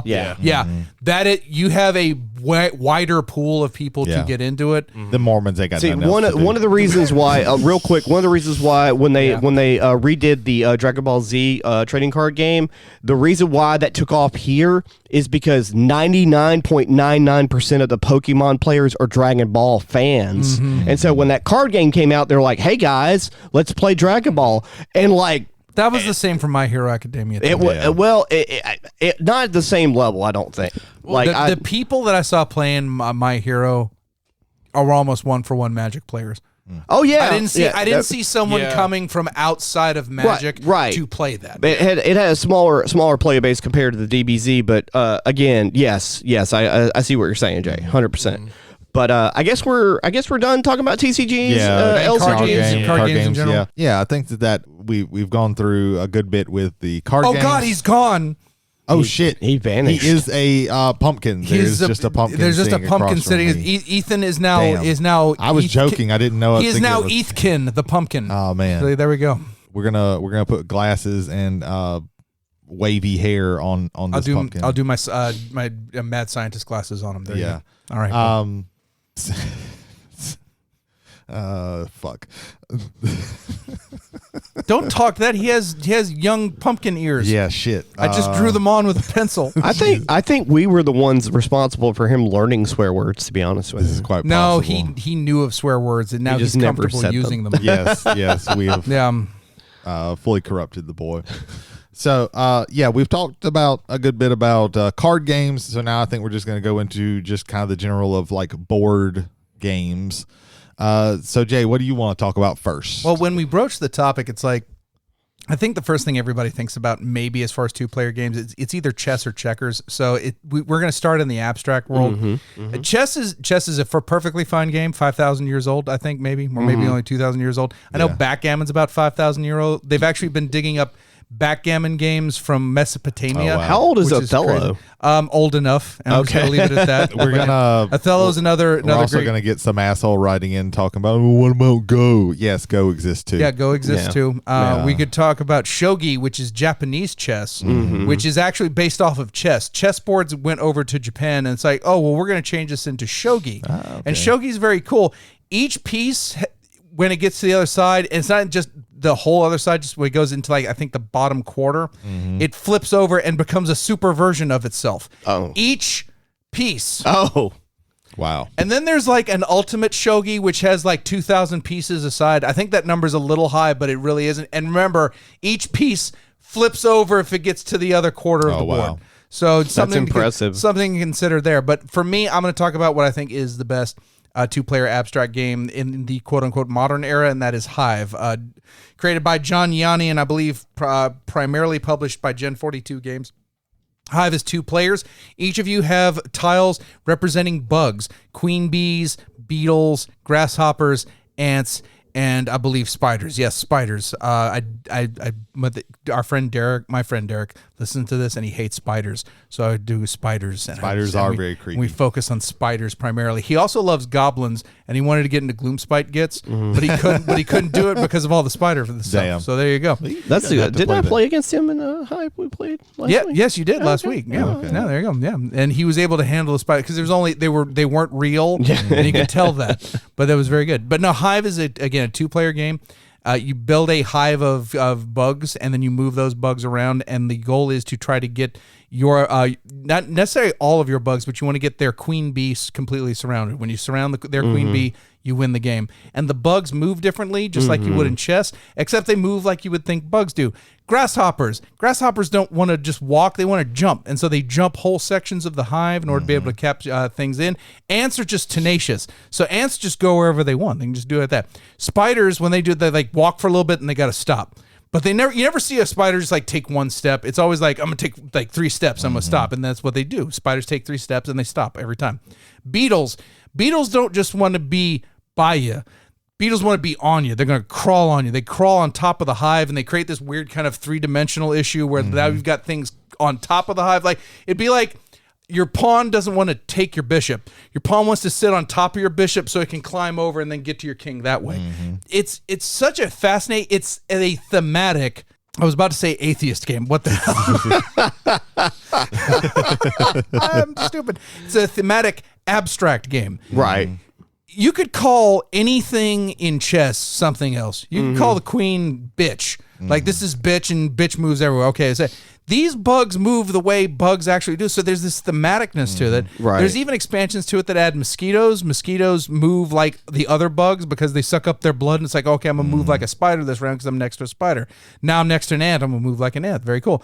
Ladybugs move on top of things, but they end up back in the hive because they don't want to. They want to crawl on top of you for a little bit, but then they want to get back to safety. And pill bugs like to take other bugs and just roll them over onto their side and onto the next one. It fascinates me to no end. It's a great 2-player game. It will never take as long as chess. Yeah. You can have thoughtful games of this in less than 10 minutes. Right. Fantastic game. I absolutely love it. And it's the Eurogamer's favorite way. Forget squares. It's hexes, baby. It's all hexes. Yeah, the tiles are really pretty. That's one of those games where I like it, but I'm really, really bad at it. Like sometimes with certain abstract games, like I just like something doesn't click for me to be competent at it. So I don't play it a lot because I'm just not very good at it. So I just get trounced over and over, so it becomes not fun. But I do appreciate that game. For me, it takes me like, because I played Hive, but it's been a long time, and so we played last week. And the first game was kind of like my warm up game, because the second game took us like almost 30 minutes, and it was just like we were thinking 3 minutes a turn, and it was like I was sweating. Yeah. But I won. When it comes to that's the most abstract important games, part of that story. Yeah. Is that he won. Don't forget that. There you go. When it comes to abstract games, I think one of my favorite, the 2-player versions, is the Duke, which is very, very similar to chess, but all of it's played with tiles, and you're trying to capture the other person's Duke, which is basically like the king in chess. Except some main differences, all of your pieces are tiles, which tell you what they do on how they move and what they do on the piece. So once you know the symbology of it, you can just look at a piece and go, okay, it does this, this, and this. But the thing is, every time that you move a piece, when you move that piece, you have to flip it over, and now it moves or does something differently. So you have to not only understand, okay, I'm going to move this piece, but understand, okay, when I flip it, it's going to do this now. So maybe now it's putting something in danger that wasn't in danger. So there's a very interesting thing with that. Also, you start out with 3 tiles on each person starts out with 3 tiles on the board, but then the rest are drawn randomly. You can either move a tile or you can draw from the bag, and that adds a little bit of kind of randomness and you would say luck, but like if you know the pieces, like you can still play with the pieces pretty well. So I think that's and they have like little cool expansions for it. You can't hardly find most of them now. But that was through Steve Jackson Games, wasn't it? I believe the Duke. Catalyst, I think. Was it Catalyst? Catalyst. Okay. But the version I have has like King Arthur tiles that you can add in. Like one side's playing King Arthur, the other one's playing Morgan and Mordred. Okay. So you replace tiles out, and then they have different. Now these tiles have different powers. There was like a Conan expansion. There was also a Robin Hood expansion, but good luck finding those nowadays. But yeah, when it comes to abstract strategy games, I think that 2-player games. I feel we would be remiss if we didn't also mention Onitama at this point. Oh yeah, Onitama. Onitama really has 5 moves, and you say, "Oh, you only take 5." No. At the start of the game, you have a card with you have 2 cards each with a separate move. Your opponent has 2 cards each with a separate move, and then there's 1 card in a general pool with just 1 move on it. It's very similar to chess. You're trying to get your king or you try to get their king captured, or you are trying. I think you get to the other side. Get to the back line. You get the king to the other side, or the big pawn, or whatever. Basically scoring a touchdown. But the way you do that is when you play a move, you have to put it in the common pool and take that card from the common pool out, and now that's your 2 choices when it comes up to your turn. So you might be doing the best move for you, but that move will then be better for the other player when they go to take it out of the common pool for turns down the line. So there's a lot. It's a super simple game. Yeah. The strategy comes in the thinking about what you've got to do now and what has to come later once you do that. Yeah, I think it's very fantastic. I want to talk about one for myself. Like this is a game that can be up to 4 players, but actually works for 2, which is surprising considering it's a drafting game, and that's Azul, specifically the Summer Pavilion version of the game. Okay, where you're drafting tiles. They're out in front. You get to see everything that's happening. And that I just enjoy that game so much. Summer Pavilion is probably my favorite, and I played it 2-player. We've played it 2-player before. Of the versions that I haven't played the one yet that has the hex tiles. Yeah, I've heard that one's like really different. I think Summer Pavilion, instead of having squares, it was these diamond shaped tiles, so they look a lot different. The colors are absolutely. The entire line of games is absolutely beautiful and gorgeous. Yeah, they have a chocolatier version of the of the regular Azul now. That said, as a 2-player game, no. Really? No, because I have played it 3 times. The person who was in the lead in the first round was the person in the lead throughout the entirety of the game, because that game, without a third person to kind of throw off somebody's strategy, the person who makes the right moves first can just snowball. Right. Now people can make mistakes, but that game to me is very kind of like I won't say as slow as it plays, but as deliberate as it plays.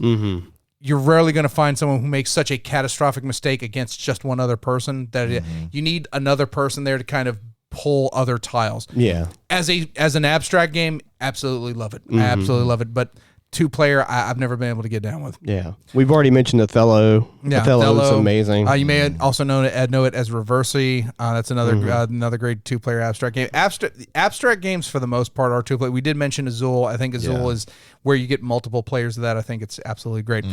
I'm going to talk about dexterity games here for a second. To me, the only way to play Jenga is 2-player, because the way Jenga is set up, like the person who knocks over the tower loses. Right. Do you really want to do that like 5 times in a 5-player game? Like it just seems reset kind of the tower. Reset the tower, and then you get 2-player. Okay, do stuff like that. However, if I have to pick a dexterity game, I want something that has a little bit of skill but a whole lot of fun to it, and that is a game of cat and mouth.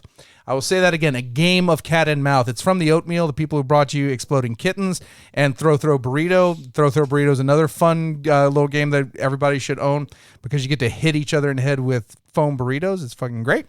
But a game of cat and mouth is pinball, except your pinball flipper is a cat's paw, and you're not really trying to like hit bumpers. You're trying to send tiny little balls over to the other side so that they're overwhelmed. It's almost pinball mixed with Crossfire, and you have a giant cat's mouth in the middle, and there's 3 ways to win. Get all of the yellow balls, get all the butter popcorn over on the other side, knock out the cat's teeth and make sure they're all on one side, or knock out the cat's nose and make sure it's on the other side. It's, again, a very simple game. You would think that sounds stupid. Play it, and you're going to have an absolutely wonderful time with it. It is a very fun game. Unless you play against Ethan, then you're going to have not a fun time. We mentioned Jarrett earlier, and how Weiss Schwartz, don't play him because you're only going to lose. Wait, Ethan is the knockout king of kings of a game of cat and mouth. Right. That is thoroughly so much so. Bianca recognizes it. She loves him to death. We love you too, Bianca, but she loves him to death. But she will not give him any credit, except that he's the king of kings in game of cat and mouth. Just absolutely great. So I want to bring that up. And then finally, I want to talk about heavy strategy. Heavy strategy in a 2-player game. Again, everybody, you initially go to chess with that, and then there's an abstraction there. But you've had a lot of great games in this genre that have come out in the last 10 to 15 years. Yeah. Particularly, I want to highlight Star Wars Rebellion, done by my favorite game designer of all time, Corey Kineska, which is one side plays the Empire, the other side plays the Rebel Alliance. It is very similar mechanisms, but the power level is very asymmetrical. The Alliance is just trying to survive and get small victories that eventually they have enough support to win. The Empire is trying to find the Rebel base and destroy it. Yeah. There's a very asymmetricalness to it that I really like. The Empire fucking starts out with the Death Star. The Death Star is built. Yeah, and they have to they have to research how to fire the laser, but once they do, they just blow up whole planets. Yeah. And it's just crazy that way. You can do that. You can do it.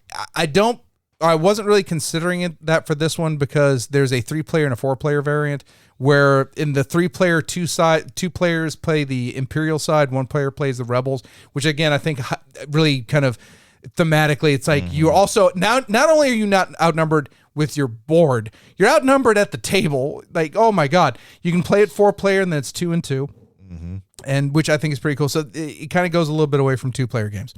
The second one that I thought about was the War of the Ring. I was just about to mention that one. It's a sweeping epic game. It's basically a retelling of the entirety of the Lord of the Rings trilogy, and whether or not you can get Sam and Frodo to Mount Doom to dunk that ring, or if you can develop enough effort amongst the people to finally rally to beat Sauron's forces a number of times before Sauron beats you a number of times and takes over too many things, or corrupts the Fellowship such that no one is even trying to dunk the ring, and he just hands it to Sauron. This is one that I never got a chance to play, but I really it's up on my list to wanting to play at least once.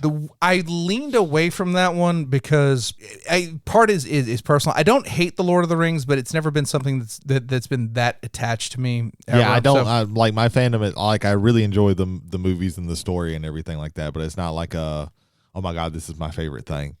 But just playing it's just one of those games that I'm just like, it's on my list of I would really like to play this game one day. Yeah. Do you want me to make the same? If I find War of the Ring at CoastCon, I will buy it, and then you're forced to play it. How about that? Because I've already said this in group with everybody. The King's Dilemma is a game that we've been wanting to play for forever and a day. And at CoastCon, if they have a copy of it, I've told, hey, I will buy this, but we've all got to play it.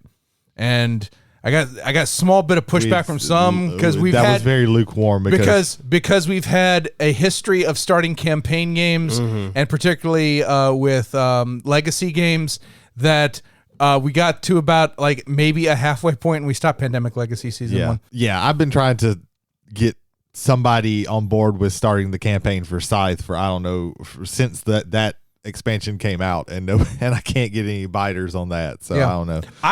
I would. But we'd have to play it on, like, it would have to be a weekend because that's the only time we can really get the entire crate. And then I can't play because I work on the weekends. Yeah. So, quick little tangent into that area. But so I didn't go with War of the Ring just because it's not something that really attaches. But I really like is thoughtful historical games. I'm going to mention Academy games here real quick. Some of their educational and in particular like their war games and also just their area control games. Like they make a great, there's a trilogy of games about basically the Making of America trilogy the one I own for it is 1812, basically the War of 1812 fought in the is exceptional, and it also is a very good history teaching tool because it's very thoughtful about the history of it. Now I know the ones you're talking about. Those games are really, really good. And I just want to shout them out real quick. This one comes from GMT, which are very good at historical games as well in that same vein. It's a very thoughtful look at the history. It incorporates that history as a theme and the mechanisms, into the games very well. And at the peak, as far as general popularity goes, is Twilight Struggle. Twilight Struggle is a reference to a John F. Kennedy speech where it basically started about the opening of the Cold War. The game simulates the Cold War from the very end of World War II all the way up into 1990 when the Soviet Union fell apart. And it was basically the end. And all the cards that play in there have references to that. And you can kind of glean a little bit of history from that.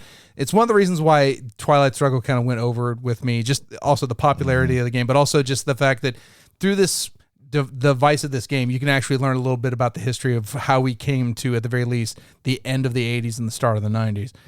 Twilight Struggle is a 2-player game that encompasses almost 50 years of a human history, and it does it in a way that looks daunting. That board, if you look at it, like almost every country in the world has like a little box on it that whether or not who controls it and what's going on. You have all these lines drawn on the board. It's like a cross between Risk and Pandemic, and you're looking like, oh, I don't know if I want to invest in this. It's one of my favorite ways of complicated games are built in that you have very small gears. And once you learn how those things turn, you lock them together and everything, and the whole machine just works. We played Twilight Struggle a couple times last night with the friends Derek again and our friend John Sheldon. Once again, where it's like a game of cat and mouse. Ethan, stay away from him. Weiss Schwartz, stay away from Jarrett. John Sheldon, oh my God, is the Gilgamesh of Twilight Struggle. I almost called it Twilight Imperium. I have to be very careful about that. But it's a 2-player game where you're trying to gain influence in these countries and create coups, and you think if there'd be more military, and there's military-ish actions, but it's all abstracted, and it's all about strategy. And it's just an amazing production, and they've done a number of historical games based off of this style. One that I really want to pick up is 1960, The Making of a President, which is Twilight Struggle, except grafted onto the presidential election between Richard Nixon and John F. Kennedy. I've heard very good things about that game. It is. This kind of game just like fascinates me because it's there's an educational bent that you can completely ignore. If you want to, you can, but it's there. And if you want to, you can actually maybe pick up some information you never knew about these games and just move on with that. So those are my kind of like 3 that I just wanted to like point out specifically there, as far as 2-player games. I wanted to jump in, but you were running so hot there. I wasn't going to. I got this Gold Peak tea. I was not going to interrupt you. So there's a game. It's actually one of my favorite abstract games, but it's also a dexterity game and it's also a strategy game. Oh wow, Crokinole. Oh yeah. Yes, Crokinole is one of my favorite games that has like no thinking and all the thinking at the same time. Yeah. Well, again, the rules are simple. Place a disc down, strike it, Make sure if it ends up in the hole, great. If it doesn't, if it's the first one on, make sure it's in this middle circle. Now, in order to keep your stuff on, you've got to strike an opponent's one if it's on there. And you just have to kind and of if you hit yours, you have to take both of those pucks off. Yes, it's area control and it's dexterity, and you have to be thoughtful about what you're doing. Yeah, again, off of very simple rules. You don't have to learn a lot to play. It's also it can be zen too, though. You can shut your brain off a little. Absolutely, yeah. So that's that's also a thing. Thank you, Canada, for also. I think we were going to go over real quick the games that were awful in 2-player, and it's to the point of where the companies that made those games decided we should make a 2-player variant. Yeah, I definitely want to. Well, since we started with Magic and we mentioned drafting, let's talk about one of the best drafting games of all time. That's Seven Wonders. Yeah, Seven Wonders is a game that I absolutely love, and it takes the drafting mechanic that you would see in like a drafting tournament or something of Magic, and that's the game. Basically. Or of Seven Wonders originally. Yeah. Well, that's what you're about. Okay, Seven Wonders. right. Now, the problem is that if you want to play Seven Wonders and you only have 2 people, you kind of can't. You can, but the version of it is really bad. You can. Like, there's this third player that is controlled by both of you that you have to do, because that kind of drafting, the way they've set it up, really doesn't work with just 2 people. The way Seven Wonders is set up, you have to have 2 people. So what they did is they went back to the drawing board, and they figured out, how can we do this game with 2 people? And what you have now is, with Seven Wonders, you go through 3 ages and you're building up your own civilization. So what you have now, instead of a hand of cards, you have a display of cards out in front of you. That a tableau, a tableau that is set up in a certain pattern. And some cards are face up and some cards are face down. And the cards that are face down can't be taken if they're face down, and don't get flipped face up until the cards that are covering them get taken.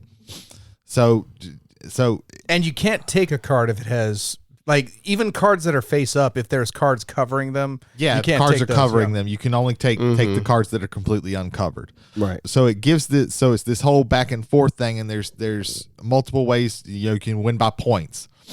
You can win by every time that you take a card that's got a military shield on it, you have this little shield thing in between you, and it's pushing. And it's a track, yeah. And you push it towards their end. And if it gets all the way to their end, you automatically win. You've taken their capital. There's also a science way. If you get you're collecting cards with these symbols on them. If you get cards, if you get enough cards to have one of each of the symbols. Yeah, one of each of the symbols, you automatically win by science. So there's multiple ways to win with this, and it's this very push and pull of, oh man, I really want this card, but this card is something that they need, so I don't want to uncover that and give that card to them, or I won't have any idea what this card is going to be that's going to flip up, and it might be something that's really good. I like the variant too of, you can take a card if you can acquire it, or you can burn it for a resource. Yeah, you can take the card to just put it in your display, into your city, to use for whatever it is. Some is points, some is military stuff, some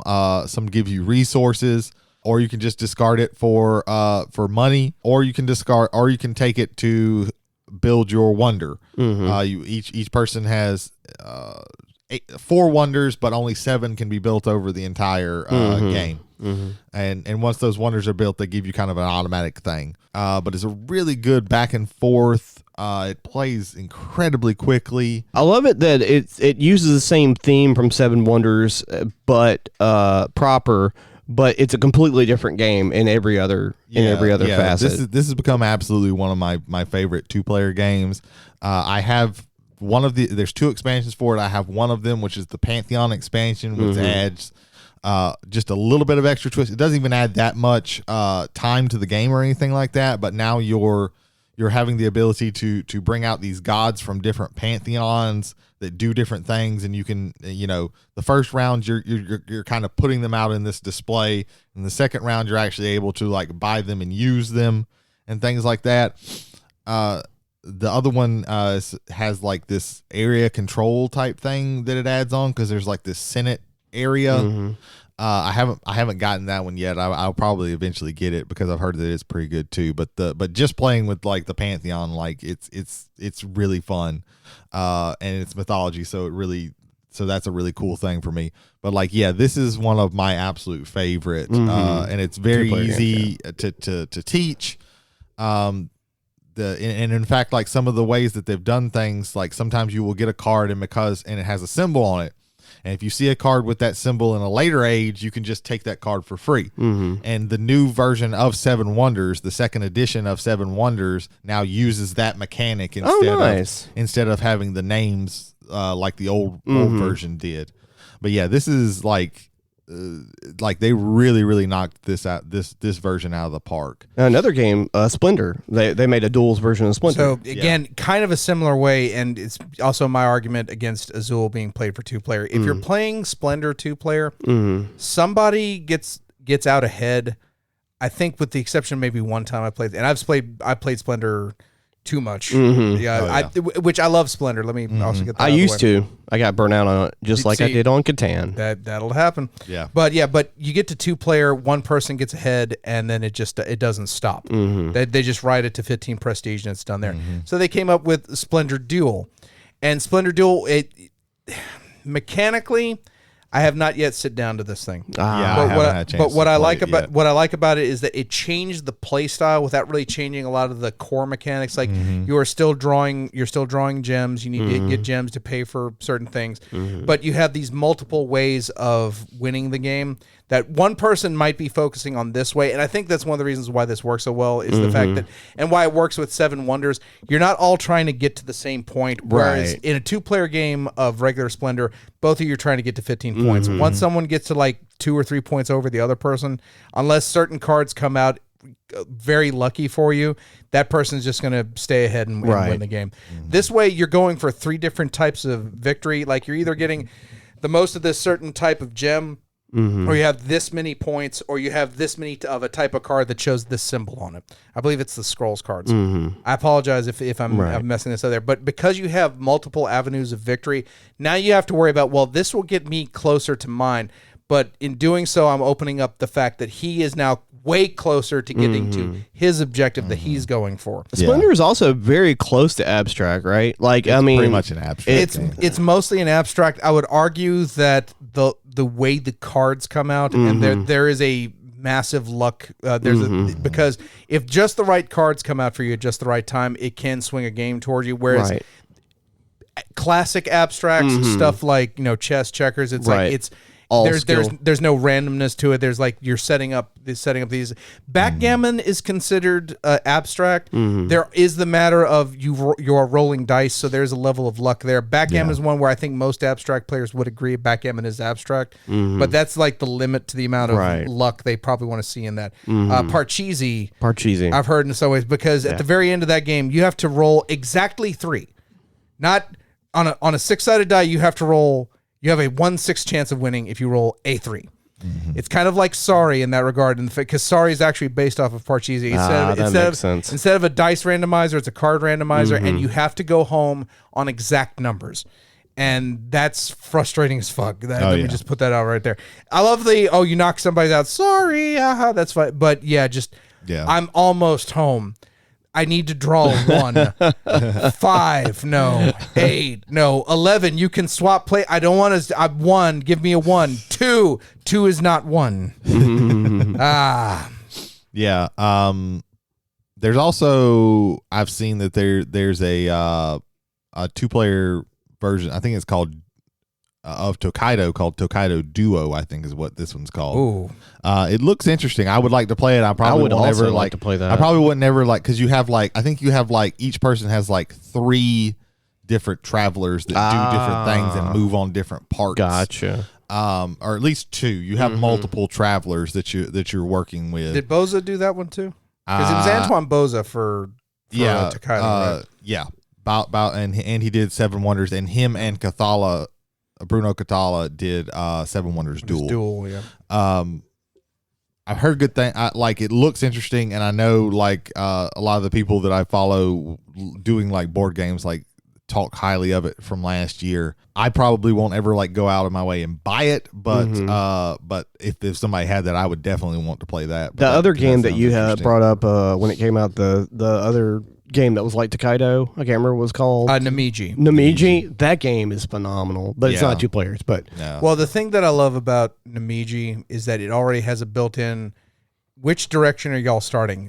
Clockwise or counterclockwise? And it does change the game because different things are coming up on the way. I like that. There's also randomness in the cards there. It's not the same game every time. Even if you ran it clockwise 10 times, you're still developing different things. You're still going with different also, things. just like Takedo, it has the in-game clock of once you get around the board, it's over, Yeah. which is great. Does anybody have any? I have one literally and figuratively big one to talk about. So there's this company called Simon or Come On or however you want to do it, and a man who used to work for them is Eric M. Lang, and I'm buttering this up, but we're going to get to the mythology series. 2 of the games cannot be played 2-player at all, which is Rising Sun and Blood Rage. The 3rd game in the series, Ankh, arguably amongst people, I disagree. I do think it's a good way to play the game, and I have played it this way.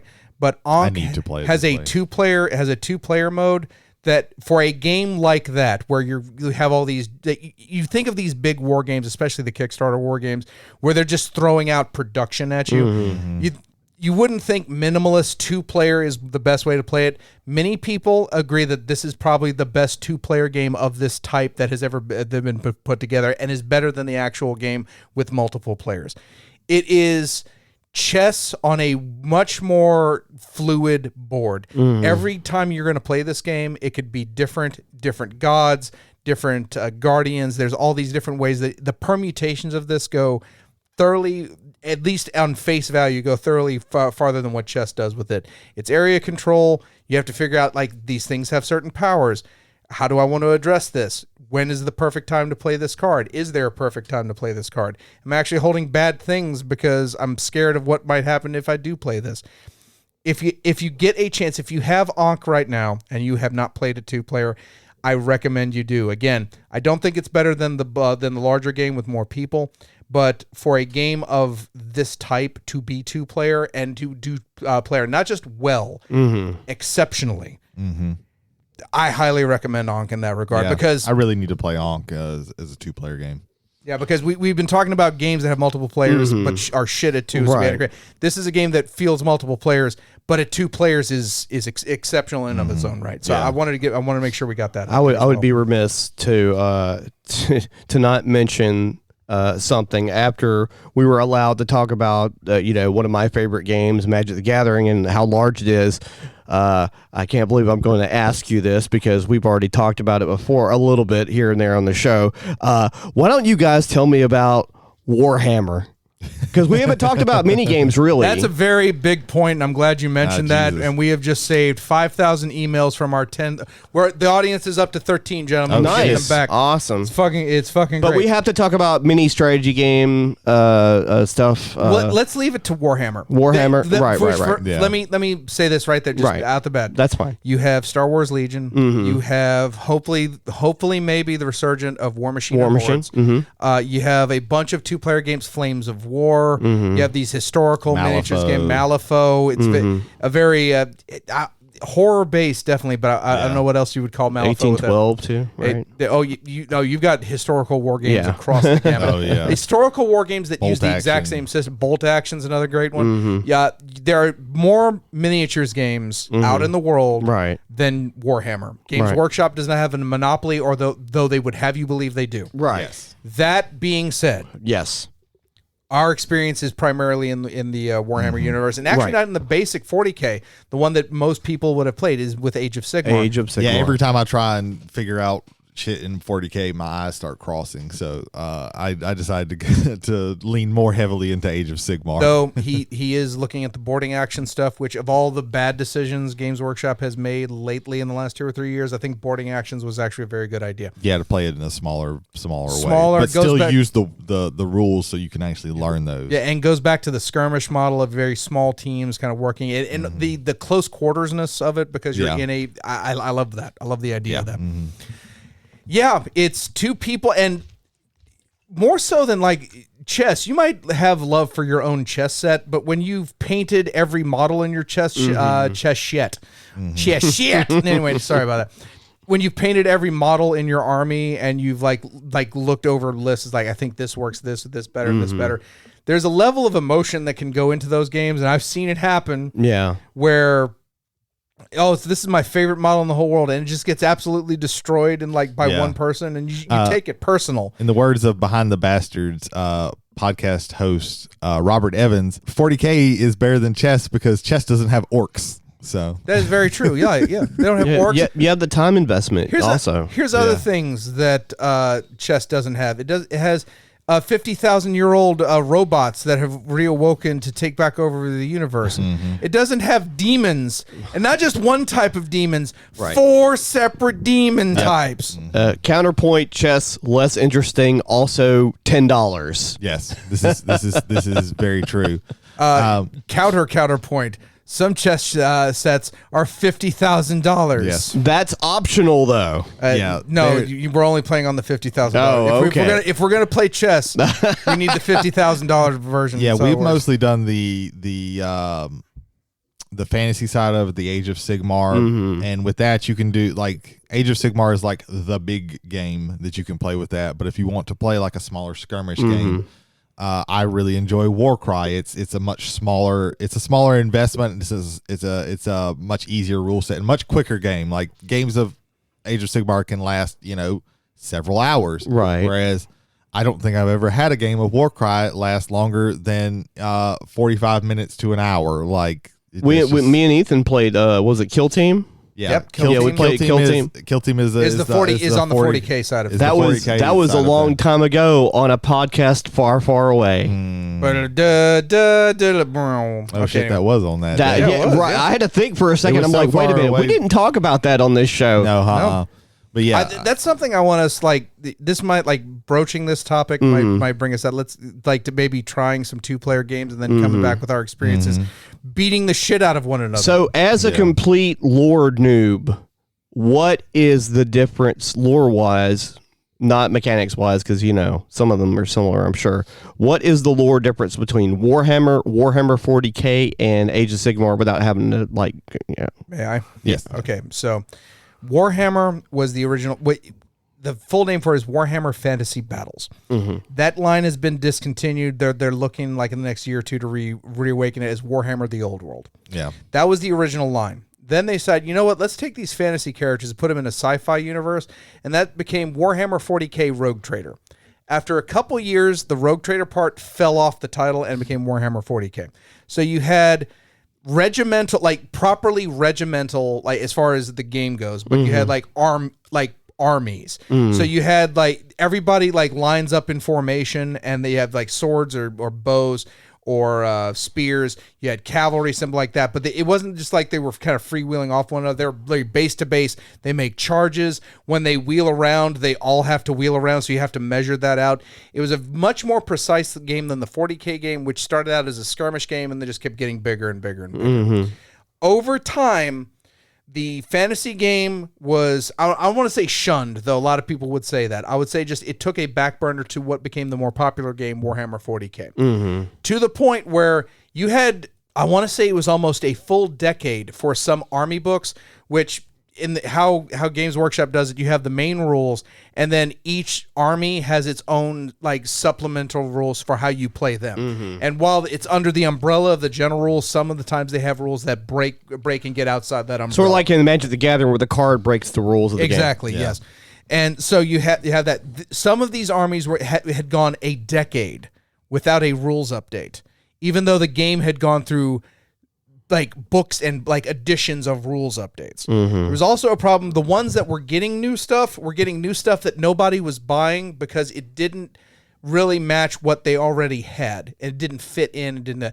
So you had this thing that was slowly becoming an appendix that needed to get cut out. And so they did that in a thing called the End Times, where they blew up the old Warhammer world.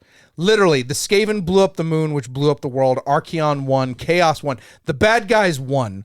They destroyed the world. The last scene of it is a man gripping to the core of the world as it's shuttling off through space. Except it's not space like you and I would know it. It's more like space like the phlogiston theory. It's just nothingness and everything all at the same time.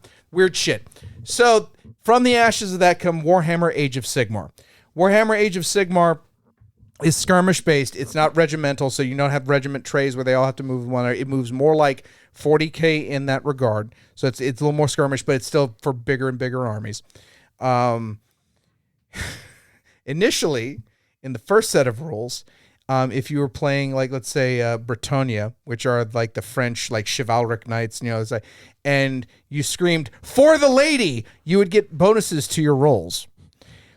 Are you playing an elven army? If you act arrogant, you get bonuses to your rolls. Oh. Are you playing a dwarf? Is your beard bigger than your opponent's? You get bonuses to your rolls. It started out pretty fucking bad. Yeah. Like, we came on, like, I want to say 2/3 into second edition. Yeah. By that time, where they put legitimate we were very fucking close rules. to the end of second edition. Where they put legitimate rules into play, and they were actually starting to develop the actual armies as opposed to just, here are the old fantasy armies and you can just use them. Gotcha. It's gotten a lot more character. The story has progressed enough to the point where these things have their own uniqueness to them. It is a good system. Like, it has a completely different lore from 40K, right? It's a completely different there will story. be like some characters that are like super old that are in there, but yeah, the forces of chaos are kind of are very similar. Like, it's the same chaos gods, or it's the same demon prince or whatever. Sure. Some of these like eternal, quote unquote, eternal characters. But all the legendary characters, a lot of them are different. Then. Yeah. Oh yeah, no, it's completely. It's almost completely it doesn't- different. I can't think of a crossover. And it's weird because it doesn't completely map, because there is like a whole history with 40K where some things happen in some times where it would have, because like Earth doesn't really exist in Age of Sigmar because it's realms. Like there's different realms that you can travel through. Gotcha. Which is basically worlds it's very themselves. prog rock, like Yeah. prog rock album cover. Gotcha. You know, Whereas literally like the Earth, Holy Terra, is a thing in the 40K universe. That's the center of the Imperium of Man. Of course. 40K is basically, it's science fiction, but it's like super dark. That's why they call it grim dark. Like, everybody's a gigantic piece of shit. Even the people that you think are good are terrible. even the people who fight for the greater good, the Tau, they mean the greater good. So, like, hey, we're Tau. Hey, humans, you want to be part of the Empire? You won't have to, worry about you eating it. Oh, that's great. That's great. And then you find out, like, after 3 or 4 generations due to eugenics programs, that they just wiped out the human population. Now there's just Tau there. But it's for the greater good. Oh, man. Yeah. And 40 and Age of Sigmar, it's fantasy based, and everybody's kind of bad, but it's not quite as everybody is a gigantic raging asshole. It's still grim, but not as dark. Not as dark.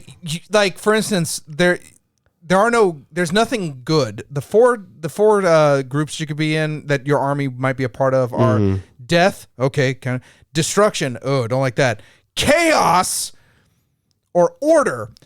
Order doesn't mean good. It just means order. So in order, you have the Ideneth Deepkin. They're a race of elves whose souls were torn out of the demon of excess, and then they were given flesh bodies, only it didn't really work because they were so traumatized by being inside the stomach of the demon of the god demon of excess that some of them just, their souls just wither and die. And their god who created them, who was one of the elves that survived the destruction of the old world, he was very embarrassed by that and almost wiped them all out, except his twin brother, who's also blind now because he walked to the edge of the sun in order to look for. You have to just take my word on that part. Yeah. He said, hey, don't kill them. So they retreated to the bottoms of the oceans of all the realms. Some, like Akshi, the realm of fire ocean. They got people living down there. They're elves. Yeah. 9/10 of them are born without souls. Those are called Namarti. They have no eyes. Also, why would eyes help you in the deeps of the sea? But whatever. The other 10 are Achillean, which are the warriors, or the Ishlain, who are the mystics and seers. One of the great leaders is Volturnos, who's one of the last of the ones that was made by the original god, as the YouTuber Haywo puts. Teclis made a whole bunch of them, and they went out for cigarettes and never came back. Yeah. It's basically how it works for them. And so, in order to keep their species going, they have to raid coastal towns and basically rip the souls out of those people's bodies so they can feed their soulless children. They're soul vampires. They're on the order side. Yeah. The way you think of it is if the way things are is a spinning wheel. Order wants to keep that wheel going. Chaos wants to break that wheel. Death wants to freeze that wheel in place and have nothing change. And destruction just wants to fuck shit. Destruction doesn't give a shit about the wheel. It just wants to fuck shit up.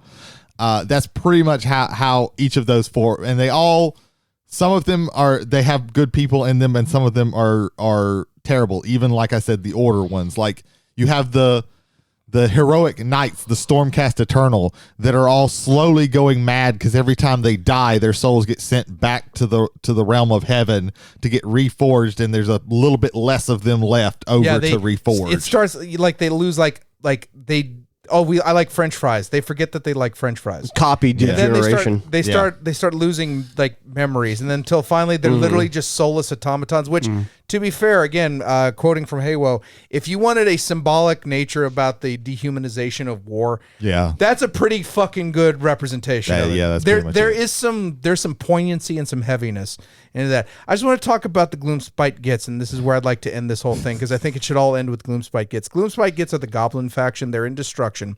Their whole thing is there is a sentient moon traveling throughout the cosmos called the bad moon, not the bad moon, the bad moon. And all that they want to do is come out from the tunnels of the Everdank. Yes, it's called the Everdank. Yes. Eddie's going to buy like $5,000 worth of them as soon as he hears that part. So, but yeah, they come out of the tunnels and summon the bad moon just to crash into planets and have a good time. Yeah. Yeah. Do you want to have trolls? They got trolls. Yeah. You want to have these things called squigs, which are just these like red things that are 90% mouth. Take a bulldog and then cross it with a frog. And then, like he said, 90% mouth. Yeah. Yeah. And they get colossal. There's colossal squigs, cave squigs. In 40K, there's the great white squig. Yeah. It's fucking hilarious. Yep.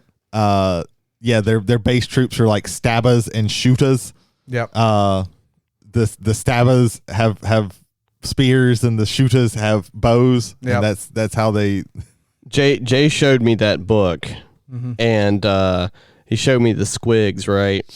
And I said that reminds me of a VHS cover. Yes. From the early '80s. And Brady, you have to see this because if this doesn't look like a squig images. Yeah, and they also the Gloomspite Gits love to constantly trip on mushrooms. Yes. All of their stuff is mushroom themed. Everything is mushroom based. So they have a lot of Squigs. black light poster. Oh shit, that is a squig. There you go. Yep.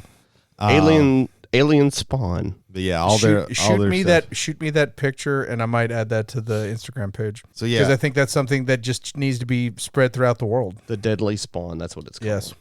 So yeah, I think that. I think we've said enough. We haven't covered everything because this is a big topic. Yeah. Oh, this is something that we if could. If Aegon was 2 parts, this could be like a 7-part, this hardcore history for us if we did that. Yeah. So tell us what 2-player games you like. You can do that on our poll on this or the questions.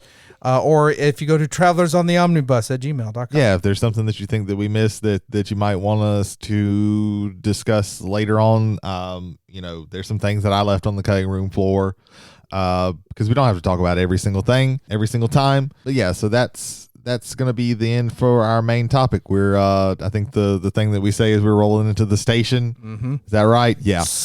That's the doors opening up. Okay. We're disembarking. Yeah, get the fuck out. Yeah. Grab your bags. Ethan already. No, wait, no. Ethan turned into a pumpkin. Yeah. I'll take Pumpkin Ethan back to his house. I appreciate that. I'll set him on the doorstep. Cool. Like an unfinished jack-o'-lantern. Yes. Mm-hmm. Or a very weird threat. Oh yeah, that would be a weird thing. Actually, no, I would take that as a gift. Oh, a gourd. Thank you very much. I appreciate this. And it depends. Maybe you don't like pumpkins. Make some punko pies. Maybe you had a bad experience with one time. So, Jay, tell us about one of our friends. No, I want to know about this bad experience you had with a pumpkin. I didn't have a bad experience with a pumpkin. So you're just throwing that out that's a weird hypothetical to throw out with no. I mean, it is, but I did it. Like The only person I can think of that had a bad experience with a pumpkin is Linus. That is true. He kept calling for that great pumpkin to show up, never fucking did. I think there was one of them Halloween movies where somebody had a bad experience with a pumpkin. There's Pumpkinhead, but he didn't have a pumpkin for a head. His just head looked that's like a great movie that has Lance Hendrickson in it. Who should be reviewing that movie? Jody? Fearology is a podcast where I talk about horror movies from my personal experiences over the years, and it's on God damn it, it's on Google Play, Amazon, Spotify, and Anchor. There you go. Your own personal saga. My own personal saga. Yep. I was dedicating more time to recording episodes, but life happened, and hopefully I'll be getting back to that soon. Excellent. You know who also could review that movie? Jared Hubbard and Kevin Shelton at Silence Your Cell Phones, talking about some of the greatest up-and-coming movies and TV shows of the day, whether it is in theaters or in streaming. You can check them out almost, I think, every Wednesday. They're going to do their YouTube show and also on all the major podcasting networks through their podcast. Yeah, the only one that we got left, I guess, is for me, Whiskey and Wrestling. Our friends Jason Holder and Michael Hill have a podcast that comes out on Sundays, pretty much wherever you get you can get your podcast set. They talk about wrestling of the week in various amounts of detail, because I think that they're not super cool with watching too much of WWE. Because Vince McMahon is back in the picture, even though he's not. We do have Elimination Chamber coming up. Saturday. That is coming up. Or this past Saturday when you hear this. I can't wait for Roman Reigns to beat Sami Zayn, and then they never in Montreal. Yeah, they might not get out alive. Yeah, and they never do that again, and then Cody Rhodes wins at WrestleMania like they always wanted to. But yeah, you'll probably hear them complain about stuff like that. AEW nowadays is a mixed bag, so you can hear that the positives and the negatives. Then they always like have a little drink of something alcoholic, and they will try that out and tell you about that. So if that sounds interesting to you, if anything in my long ramble seems of interest to you, check those guys out. And also, Jay, you usually have a few other people that you talk about too. We'll get through these a little bit quicker, but Kevin Gallo, a.k.a. Ron and Roosta, a.k.a. on Twitch, and Kevin Gallo on YouTube, with their usual Tuesday night role-playing session. They didn't do one this week because of timing issues. Like Jody said, life gets in the way sometimes. But if you enjoy the grim dark future of Cyberpunk Red, every other week they're playing that, or they're playing the happiness of the Pokeroll RPG, which is the unofficial Pokemon role-playing game. Also, our friends Chris Vega and the guys from Team Metamorph at the Completed Podcast, COMPLEATED, talking about Magic the Gathering, both in the modern stage and then past history that they've had at events, and just with the game in general. And stories, too. And stories and fun whiz-bangs and kazungos. Everything is available there at the Completed Podcast. Went kind of Dr. Seuss on us there. They should do a Dr. Seuss episode of the Completed Podcast. The Seuss-isode. Oh my god! No, now we have to do we're doing a Seuss-isode. They just have to do a Dr. Seuss inspired episode. You get to talk about all the Seuss racism that he had in those earlier books. I don't know what you're talking about. Yeah, those never happened. Yeah. And to be fair, he did denounce those. I will say that he did do that, and that's a good thing. So, right. But I do have a book where he talks about really racist things. Do you go to sleep with it at night and hold it? No, I will say this: I don't still have the book at my apartment at this time. It is at my mother's house. I think still it might have deteriorated by now. Who fucking knows? I don't.